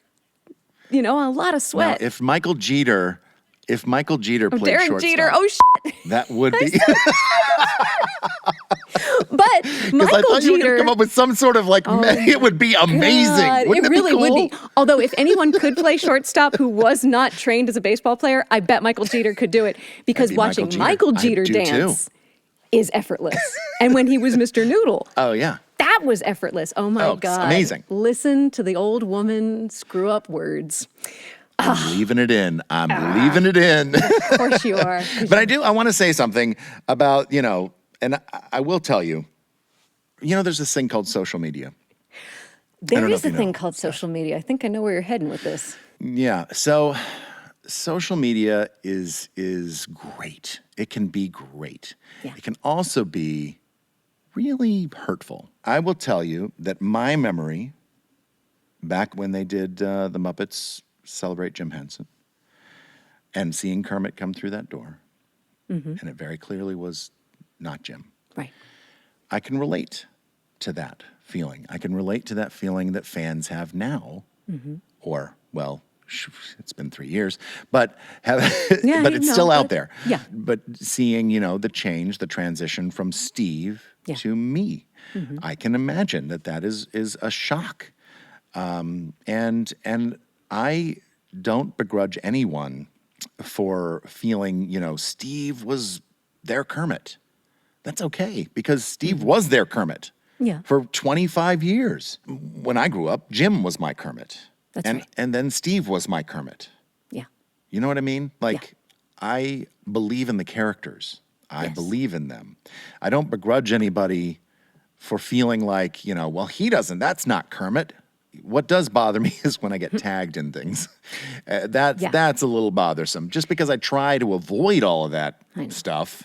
And then it sometimes is inevitable. And it's few and far between that I see, which, now I'm going to get 100 tags with stuff. But, No. it's few and far between. But there wasn't the internet like now that it was back then. You know what I mean? But what kills me about, because I've seen it, and not only is it unfair, it reminds me of the boos that you got in 9th grade. And that 2 or 3 or 4 people feeling this way is not indicative of the way everyone else feels about it. And I think another thing that I wish people would understand is, if you didn't play Kermit, someone else was going to get this role. Steve was no longer welcome to play this role. It was not your decision to make. It was another entity's decision to be made. You won this role through what I am told is a very intense series of auditions. Oh, yes. That it was, again, a very different process than Carol and Big Bird and Jerry and his characters. Yeah, there were 4 of us. We called it Frog Camp. We were trained by Brian Henson, who he has opinions, Oh, and sure, by he's Kevin not gonna hold Clash. back. And the decision was made by Debbie McClellan at Disney, and that was the decision. And I'm very grateful for it. I love this character. I love Kermit. He means a lot to me. He always has. Did I ever think I was going to play Kermit? Hell no. No, of course I never not. thought I was going to play any of the characters that I get to play now. I Right. never was like secretly going, oh man, I can't wait Yeah. to play Crazy Harry. Yeah. I never had those thoughts. This Never. comes full circle. I remember when you talked to me, about in the first Yeah. Below the Frame interview, we said that wasn't anything that we ever thought was a thing. None of us want that. No. We always wanted to do our own characters. And the Yeah. concept of, we thought these guys would live forever. And we really did, with the exception of Yeah. Jim Yeah, we absolutely and did. Richard. It just seemed unfathomable that any of us would ever be in a position to take over classic beloved characters. Absolutely. And the thing about the booze that you mentioned, again, bringing it back to the booze, is that now, as like I said something about like having a thin skin then. I don't have a thin skin now. I don't. Good. I'm an older person. Yeah. I am very confident in the skill that I have and in Good. my abilities. Good. And I'm just hopeful that people will come along for the ride and enjoy what we have planned on both Sesame Street and with the Muppets, because there's some fun stuff coming up. If my words are worth anything, I think you've done an incredible job, especially under very trying circumstances. And you do Yeah. bring a breeziness that and a ease that reminds me very much of what Jim would do with the character. I love to watch, especially Thank Jim you. on the Johnny Carson show. Those appearances were so unfiltered. Yeah. And you Loose. forget Kermit's just this yeah. laid back guy. And I think Yeah. as wonderful as he is and the center of morality that he is, he could also be a little cynical and a little naughty and a Yep. little world weary and a frog in show business. And I think that is something that is fun to play. That's just my opinion Right. from one fan. And everybody's got Well- complex ideas about this complex character. Oh, absolutely. That's what makes him so interesting to play, is that he is a very three-dimensional character that can be all of the things that have been mentioned up to this point, because that's what makes him three-dimensional. He can't just be the host of the Muppet Show. He can't Right. just be that. Right. He is more than that. And he is that center of the crazy tornado of all the characters around him. And sometimes he gets swept up in that tornado and gets, mixed up in it, which is the fun part of playing Kermit. I mean, he's the one who brought all these characters together. So there's that. There's so much to Yeah. explore. Yeah. He's one of the most complex Muppet characters, if not the most complex Muppet character of all of them across all of the properties. And I'm glad that you're leaning into the fun of Kermit and that stress of it is I am too. I've lifting. been given that opportunity. Yeah. Yeah, That's a it gift. is, and there's a lot of support from the fan community as well. Tough Mm-hmm. Pigs, in particular, have been great, and they are, nothing if not honest with their opinions. Yeah. And they've been super supportive. So Well, you are at the top of your game, my friend, and I couldn't be more proud. You have had so many pinch yourself, kick-ass experiences, but you have done so many incredible things lately, especially with the Muppets, the Hollywood Bowl, the O2. You won lip sync battle as Big Bird. You were on The Masked Singer as Kermit, disguising his voice. I mean, you did jazz at Lincoln Center and Carnegie Hall and the Kennedy Center honors.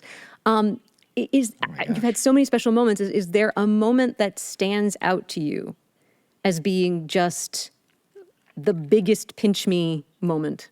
I mean, you mentioned Kennedy Center, and that was the day That we Carol. shot that. Yeah. The day that Carol passed away. Yeah. And this was the day before. Standing on the stage, and we were rehearsing our bit, and I knew that they were talking about doing something with Tom Hanks. And I was like, oh, that would be amazing. And then there's this guy next to me. He's like, hey, are you Big Bird? And I looked around, and there's Tom Hanks standing talking to me. And I was like, yes. And he's like, absolutely, I'll do this thing with Big Bird. This'll be great. He was so everything that you've ever wanted Tom Hanks to be. Yeah. This is who he was. He was unbelievable. And I was just like, I could not articulate Yeah. anything of any value to him at all. But it was amazing. It was great, and I got to I worked with him, like You not worked with in Tom Big Bird Hanks? costume, like saying like, "Can I sit on your lap? Can we do this?" And he was all totally game for it. It was amazing. And the beautiful thing about Tom Hanks is that the next day, the day that we were shooting the Kennedy Center honors, Yeah. that morning Carol had passed away. Yeah. And when we got there, before we even did our bit, Tom Hanks came to find me. Oh, and wow. he said, "I heard about Carol. I'm so sorry." And he was just so kind and gracious to come and find me and say that to all of us. There were several of us around, and he was commiserating with us, and it was beautiful. He was just such a great human being. And then he said, "I'll see you out there," and that was it. It was amazing. So that leaps out at me as something, but only probably because you mentioned Kennedy Center. There have been so many. There truly have been so many. That's up there, though. When you meet, it is up there. But when you meet somebody like Michael Bublé, Yeah. who I've met before, but years ago, but then had the opportunity to really work with him this past December. Yeah. And he's just a genuine, wonderful, nice human being. And it's just refreshing. Well, actually, it's not refreshing because most of the people that we get to meet on Sesame Street and with the Muppets are pretty wonderful people. That's true. We are very lucky to But get it's to always- meet these people because they understand that privilege of being able to come on this show that we do, I think. Yeah, but it's know? always nice to know that people you admire for other reasons are as wonderful as, like you said, as you would want them Yes. to be. Or remember when Garth Brooks did You know the who show? another person, I was just going to say Garth Brooks when he came in. Yeah. And my mom was there that day. This was back when we could bring family on the Oh, set. yeah. My mom was there. And I remember him, like, I will never forget this, that I introduced my mom, because I am a big Sure. Garth Brooks fan. Yeah. And I said, "Mr. Brooks, I'd like to introduce you to my mom." He had his cowboy hat on. He took it off. He shook my mom's hand. He's like, Mrs. Vogel, it's so nice to meet you. He was could not have been more wonderful. And it really does go back to that thing of like, how often is my mom going to get to meet Garth Brooks? Right. It's the And- same thing. Like, how often is somebody going to meet Kermit Yeah. or Big Bird or And whoever this was it is? 1999. Garth Brooks was Yeah. the biggest name. Huge. Like huge. Yeah. And I remember we were setting up, because remember it was a bunch of monsters around Garth Brooks. And Mm-hmm. I felt a tap on my shoulder. And I'm thinking, oh, it's Chuck asking me about the monitor. I turn around, it's Garth Brooks, hand extended, saying, "Hi, I'm Garth." That does not happen. Usually, we're all standing that's pretty around cool. waiting for the celebrity to come in with their entourage sometimes, Yeah. and you don't speak Yeah, he unless didn't you're have an spoken entourage. to. It was just him. No, it was just him. Yeah. He's just coming up and Yeah. tapping us and saying hi like a person. And again, like people like that. Yeah, it was pretty just cool. Blow you away with their humanity and kindness. And I will be a forever Yeah. fan of people who, and John Batiste when he came in, I remember this, this Oh, past, yeah. like you Yeah. think I mean, we are so lucky. he can't We're be so the person lucky. that you see on TV. He can't be that all the time. He is absolutely that. But he is. He is. Yeah. So we've been extraordinarily lucky. Now, for contrast, what has your most ridiculous experience been? Just like, what did I get myself into here? It's anytime I do the Big Bird in the Thanksgiving Day Parade. Anytime I do Big Bird. I was in the there with Thanksgiving you Day Parade. this year. It is so hard. I am such a It's wimp. hard. No, you're not a wimp. It's hard, Matt. I'm such a wimp. It is. Matt, it's hard. I'm gonna say that's the thing because I could put a stick up there and help hold my arm up, but you know what's gonna happen? Now my arm's gonna fall asleep. Yeah. So I can't do that. Right. So I have nothing in there. It's just me holding the puppet up for an hour or however long it is. Yeah, the rest of right? us can come down and take a thank break, and Big Bird goodness. can't. You can hug Michelle. No, I mean I can hug Michelle, but thank God for Michelle Hickey coming out Yeah. and going, "Do you need a hug, Big Bird?" I'm like, Yeah. "Yes, I absolutely need a hug." And then I'll lean on her and pull my arm can- down and get blood back into my arm. But I'm basically just a wimp. No, you're not a wimp, Matt. You're human, and no one should have their arm up in the air for an hour with a bird on the end of it. I mean, but believe me, I have been very grateful to be able to do the the Thanksgiving Day parades over the years. It's so much fun. Oh, yeah. To get to walk the parade route and like before that electricity again that you feel is a lot of fun. It's just when it comes to putting the bird on and then sitting there for an hour. No, there's and a lot of trying to make, adrenaline, wave. but it's hard. It's hard. So Matt Vogel, people who are listening to this podcast obviously will know you best as the host of Below the Frame. And I need to talk to you a little bit about this wonderful podcast that you've created. I was there the day that you had the idea to start walking around backstage and in the Muppet room with your camera. And you did those great successful series of Facebook Live shows. And I wrote a song you didn't ask for because I got too excited about that. But we're not going to talk about the Facebook Live show. I'm talking about this podcast. Okay. And I would like to go on the record as saying that I was wrong, because when you mentioned to me that you were thinking about doing a podcast, I said, how are you going to do a podcast about something that's so visual? I don't know if that's going to work. I was so wrong. I didn't either. But what made you decide to turn Below the Frame, the Facebook Live show, into a podcast? Well, if there's one thing this world doesn't have enough of. No, that's an old joke. Matt. No, I just, in trying to translate what the Facebook Live shows were, which were kind of exciting, and they were live, and we had a bunch of people we could talk to in the Muppet Lounge at any given time, and trying to translate that into a podcast made sense to me to focus only on like one person. Get their story. We could really go in depth in a podcast, and maybe we'll have some fun little tidbits about how to become a better puppeteer along the way. And those are those fake ads that we do. And then we'll also do we'll ask a puppeteer a question about not puppets, which is what we did on the that's almost the only holdover I think from the Facebook Live show. Really is the ask a puppeteer about not puppets. Yeah. And the other element was that I wanted. So after Jerry had died, his widow, Jan, gave me a digital folder of all of these things that Jerry had written. And unfortunately, he never recorded himself saying them, and I never knew what to do with them. And then when this podcast idea came about, I was like, oh, wait, I've got those things of Jerry's. Why don't we make like these Jerry stories, and we can have people that knew Jerry bring a memory of Jerry, and then read one of the stories that Jerry wrote. And I've got this disc that Jerry gave me a long time ago of recordings of songs that he had done. And I thought, we could do this too and share those. And I asked Jan if that would be okay. And Jan was like, I fully support this 100%. And so that's kind of, that was kind of putting those bones together to make this little podcast. But the purpose of the podcast is to create an oral history of these Muppet performers, writers, directors, puppet builders, wranglers, whoever it wants to be.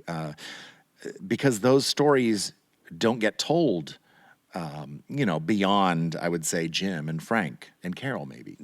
I just felt that this was a good way for me to get to, in a pandemic, to get to see my friends, number one, and number two, get to know a little bit more about them and share some time together. Yeah, that is exactly what it has become, an oral history.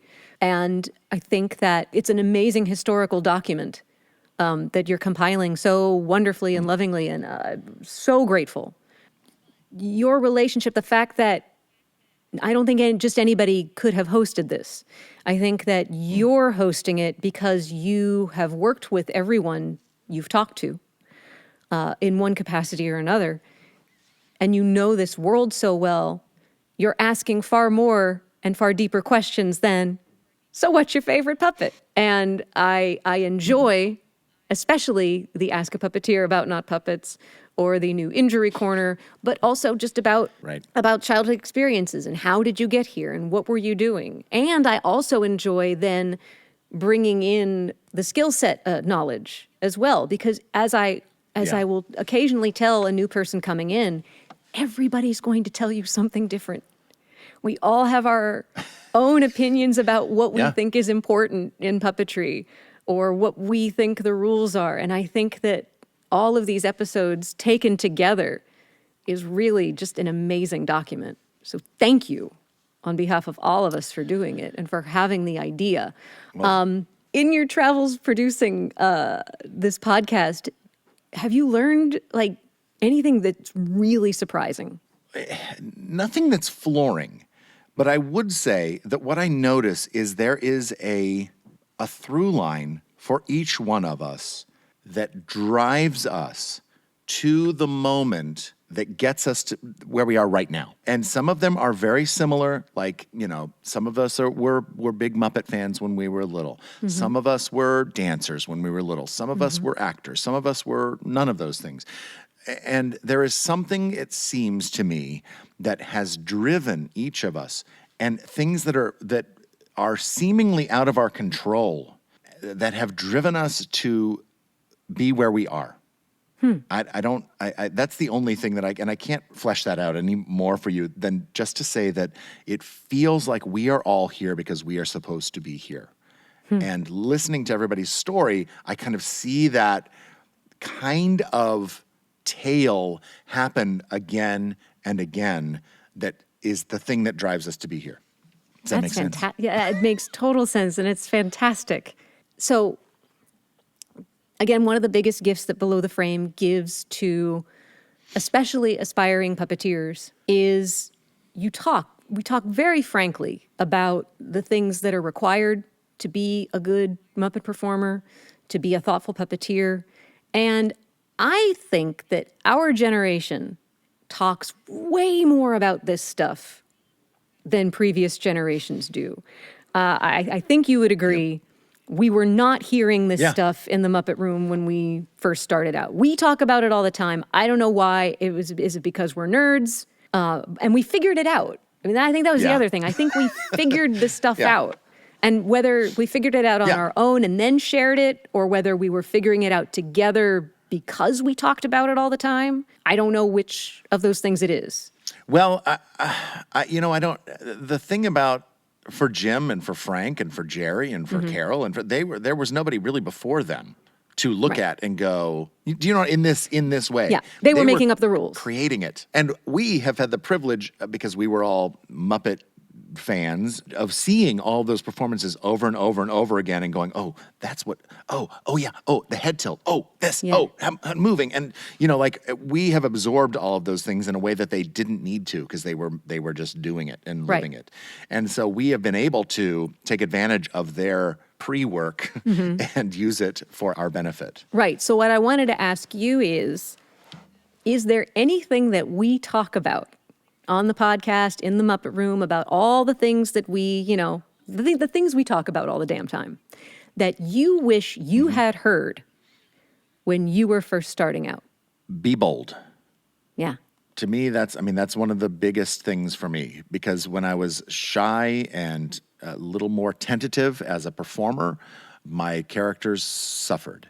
And experience and time and confidence grew. And once those things did blossom in me, I would say, confidence and ability and the willingness or desire to be bold when performing these one-off characters or any of the characters, that's when I could see real results. And that is one thing that when we do puppet workshops, that is one of the main things that I focus on, is being bold with your characters. That doesn't mean you have to be loud. It just means you need to make a choice, whether it is strong, silent, quiet, big, happy, whatever choice you're going to make. Just be, it's so easy and boring just to be like, hey, what are you doing? What's up? I'm just here standing in front of the camera. You know, just, those are not enjoyable for anybody to watch. I don't know how it could be enjoyable to perform. So I would have wanted to learn, like, just take a risk, be bold. Yeah. So Matt, I know that in season 2, you have had some surprise audio messages from special guests. Yes. And I couldn't That's let right. this interview happen without playing one for you. Matt Vogel, It's Ryan Dillon. I call him Mateo. It's Warwick Brownlow Pike here, your British buddy. It's Paul Rudolph, your Sesame Street vocal music director. This is Tao. Hey, this is Austin Costello. Chris Hayes, all the way from ATL. Hey, this is Megan Pifus. This is Kathy Kim. I have been asked, along with my peers, to say some kind words about you. And I'm just coming up short. So here I have a list of your bad qualities. I am so happy to say that I know him since he started working for the Hensons. And then he came to Sesame Street.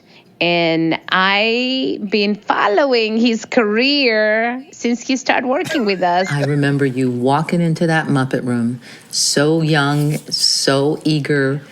Little did we know you'd turn out to be the wonderful, amazing, and gifted puppeteer that you are. And I'd quite like to tell everybody just how nice you are. You are a nice guy, a wonderful guy, a lovely guy, and we all love you. Matt, I need you to know how rare it is to be the kind of boss who is as universally respected and trusted and loved as you are at Sesame. So talented and so wonderful. I've been so fortunate to witness the incredible genius of Matt Vogel. Matt is just such a giving performer and kind mentor, and we're all very, very fortunate to have him. He's not only a remarkable performer and puppeteer, but also an awesome mentor and leader. I want you to know that I think you're one of the greatest who ever lived. When I think of the greats, I think of, you got JFK, you got Gandhi. A big thank you for everything you've done over the years, your encouragement, your patience, and your mentorship is priceless, man. He spends so much of his time teaching and sharing his advice and sharing just generally his care for our careers and for our lives. You're a big part of our stories, us young Muppet performers, definitely a big part of mine, and I just wanted to send a big shout out, man. You have a gift of making even the new guys like us mentees feel valued and heard. I've never felt more included in an organization, and Matt has been a huge part of that sentiment. Your patience and your chillness are something that I will always think of as quintessentially you. Gosh, what do I like best about Matt? Well, I love performing with him. I love watching him perform, but I think the best is when I look on the schedule and I see that Matt is directing. I know any day that I go onto the set, if Matt's going to be there, we're going to have fun, and we're going to laugh, and we're going to make fun of each other, and we're going to have a good day. We know that day is going to be a lot of fun. We're going to have a lot of wins that we're like, yes, that was great puppetry. Oh my gosh, what a great shot. Oh, it looked great. So I just love the feeling of camaraderie and how he brings us all together as a team. One of my favourite Matt memories is when we were working on Muppets Most Wanted, and myself, Matt, and David Rudman were underneath Constantine, who was in a bog. He had to rise up through the bog. So we had our arms up through rubber gloves in this bog, and one of us took our arm out of the rubber glove, which meant that the bog then filled up the glove. The glove prolapsed. We all took our arms out, screamed, swore, and ran. And then the gloves burst all over the studio floor, all over the monitors, and we just kind of ran for the hills. I don't know what ever happened to that. But it was a fun day. Early on, I think it was season 40 or 41, you had the task of singing as an ape dressed as an angel singing about acorns. Had this silly, childlike falsetto voice, and I remember we were talking about how grade school music teachers would make sure that the class took really big breaths between every phrase. And I had you do that on the recording, and I think it just was fantastic. But good on you for all those AMs that you've done over the years. I just want to thank you for joining us on this merry band and just being such an inspiration and such a great guy. Love you. I've only been with Sesame Street for a little over a year, and I feel like I've known him for years. I am so grateful for his friendship and that he came to us, because I cannot imagine Sesame Street of the Muppets without him. It's just a joy and an inspiration to work with you, Matt. He's a pretty good guy. So thank you for being you. Thank you, Matt. You have my adoration and gratitude forever. Thanks for being rad, Matt. We love you. All right, keep up. Peace. That's just a small smattering of people who love you. Holy crap. I know. Oh my gosh, Stephanie, you have outdone yourself. I don't know how I can ever do anything like that again. It was amazing. Well, I felt like I was listening to my Lifetime Achievement Award. It was a little Tom Sawyer. That I'll never get. Yeah, no, that's not true. That's not true. In my mind, it'll be a long time before you get that award, just because usually those mean it's the end of something. You are just at the beginning of new. No. I want to echo all those words. I Thank you want so to much. thank, in alphabetical order, Pam Arciero, Tal Bennett, Warwick Brownlow Pike, Leslie Carrara Rudolph, Austin Costello, Ryan Dillon, Chris Thomas Hayes, Kathy Kim, Carmen Osbar, Megan Pifus, and Paul Rudolph for sharing their gush about our lovely friend, Matt Vogel. I couldn't do just one. I had to do something. That's very kind. So what do I do for you? That's This really is a cool. special episode. Well done. Well, that was the really least cool. I Thank could you do. so much. No, and it's funny. Jeez. Everybody says the same thing. They all say the same thing. And I probably could have done it in less time than that. But, as it was, I cut those down. I will send you the full files. Oh, my gosh. That everyone sent. But boy. you are a great boss. Thank you. You're a great performer. You're a great person. And I know there's a line in Yankee Doodle Dandy.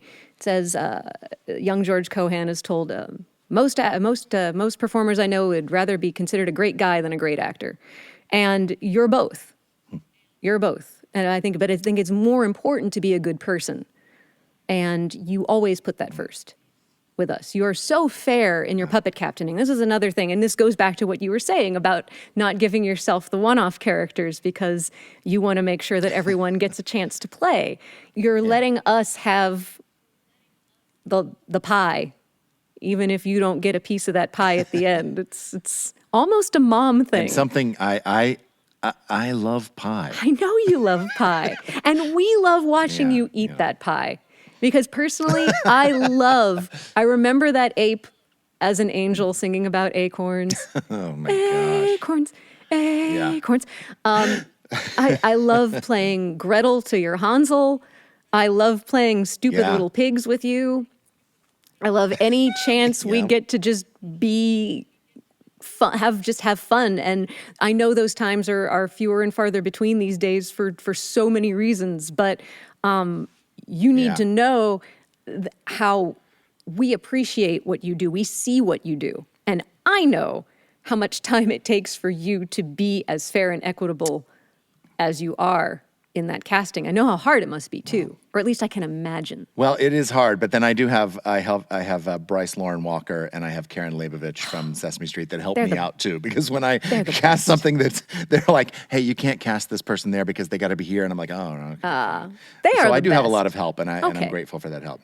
But still, absolutely. I know how mindful you are. But thank you. Of course. Are you kidding me? Thank you. Thanks. I feel like there's a lot we didn't get to, but I also know you have a life and things to do. And I think we got to do the lightning round. All right. And I have added 3 questions because I think it's only fair that you don't know what a couple of these lightning round questions are. You know what? The thing is, I'm not even sure that I know my answers from the ones that I always do anyway. Well, you better buckle up, Matt Vogel, because here we go. Here are the rapid fire questions. Okay, first, what's the hardest part about being a puppeteer? Holding your arm up so long. Absolutely. What's the easiest part? I guess. Getting to play with my friends. And what is your biggest strength as a puppeteer? I think the acting part for me is the strongest part. I would concur. And what's your biggest weakness? Thank you. I think my biggest weakness is impatience and giving up and going, yeah, it's good enough. There's the other side of it, which can be like, it's not good enough, and we have to keep going until I am completely satisfied. But that is never, ever going to happen. I know that. So I think my biggest weakness is that, the impatience. And so I'm just like, okay, fine, it's good. But I understand the flip side, because I think that was my answer. Yeah. I think mine was, I'm never happy. Yeah. So I understand. No, I'm not. And then I guess maybe that is a way of just saying I'm never happy. The impatience of it. I'm just like, all right, but I guess we're done. Okay, if you were not a puppeteer or director or rock star, what would you be? Oof. If I was not those things, what would I be? I would, I don't know. I mean, maybe I would be like a teacher of some sort. Maybe like like an acting teacher. Can I say that or something? Yeah. Like, I'm grateful that I get to do this for a living and all the other things that I get to do along with that. But I don't even know if I'd like to be an acting teacher, frankly. I don't know, Stephanie. I understand. I think it's a wonderful thing to realize that you are doing exactly what you were meant to be doing. I think that's an amazing thing. As you well know, Jerry Nelson once said to you, Sesame is great, but always have something that is your own that you create. And now I know what some of that is for you, but as you asked Noel McNeil, as you followed up with him, is there more or something else that you would like to create? Well, I would say, something that I'm very proud of that I don't talk enough about is my family. And I'm very proud of my wife and the relationship that I have with her, and I'm very proud of the relationship that I have with my kids. And that is something that I certainly had a hand in creating. And as for professionally, I would love to see the Muppets do something really, really fantastic, and I'd love to be a part of getting them to that point where we can do that. I think that's fantastic. Okay, here are my additions. If you could only play one character for the rest of your career, what would it be? I know, that's really hard. It's not fair, but you get it. I have to choose. I can't choose. It's not favorite. It's if you could I'm only play one. No, I know, but I'm going to say that the thing that and I tried to search my database to see which it would be, and even if it it's would not be one you Hubert the play? Human Cannonball. I love that. That's great. No. That wasn't it. No, I'm sorry. It's really, this is the thing that popped into my head first, and it's Kermit the Frog. But that's the thing that popped into my head first, and I need to go with my gut. I need to go with my gut, and that was my gut. I think I know why. What in your puppetry career, I know you mentioned your family, but what in your puppetry career are you most proud of? I am most proud of the relationships that I have made with people like yourself, with my Sesame Street family, with the Muppet family. I am so proud and really just amazed that I am friends with these super creative people. I am friends and have been friends with legends in the Muppet world, Dave Goelz and Jerry Nelson and Carol Spinney. That is a thing that I'm really proud of, to be part of that group of people, that list of names. All of us on the street, seeing my name alongside all of our names is a thing that makes me really proud. And to know all of those people is even better. Hell yeah, Matt Vogel. Last lightning round. We know that this work is not always easy. What do you rely on the most to help you get through a long, rough day? Oh, that's got to be the vodka. Fantastic. Fantastic. Matt, I cannot thank you enough for finally letting me talk to you after so long and for sharing your stories with us. I just want to thank you again for everything you do for me, for all of the performers, for the fans, and for all the aspiring puppeteers out there. You make hosting this podcast seem easy, and I am here to tell you that it is very much not. So I appreciate it. I thank you, and you can have your podcast back now. Thanks for letting me take it for a spin. Thank you very much, Stephanie. It's been great talking with you, and see, this is what it sounds like when I get to yammer on. Well, that's it. That's Below the Frame. We'll be back next week with our Season 2 finale, where I'm talking to Dave Goelz. Ooh. Get updates and stuff about Below the Frame and Muppet, Sesame Street, and anything I want to post on my Instagram, Twitter, Facebook, and TikTok accounts at Welcome Matt V. Below the Frame is produced by me, Matt Vogel. The theme song was written by Stephanie D'Abruzzo and performed by my band, The Mighty Weaklings. The podcast artwork was created by Dave Holteen at DaveHolteenDesign.com. The word from our sponsor player today for doubling was Stephanie D'Abruzzo, who also wrote that song.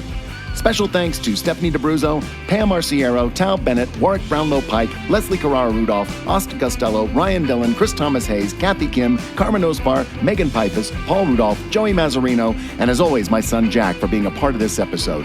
And thanks to you, the fans, for listening. I'm Matt Vogel. We'll see you next time when we go below the frame. Bye-bye. Go, go, go.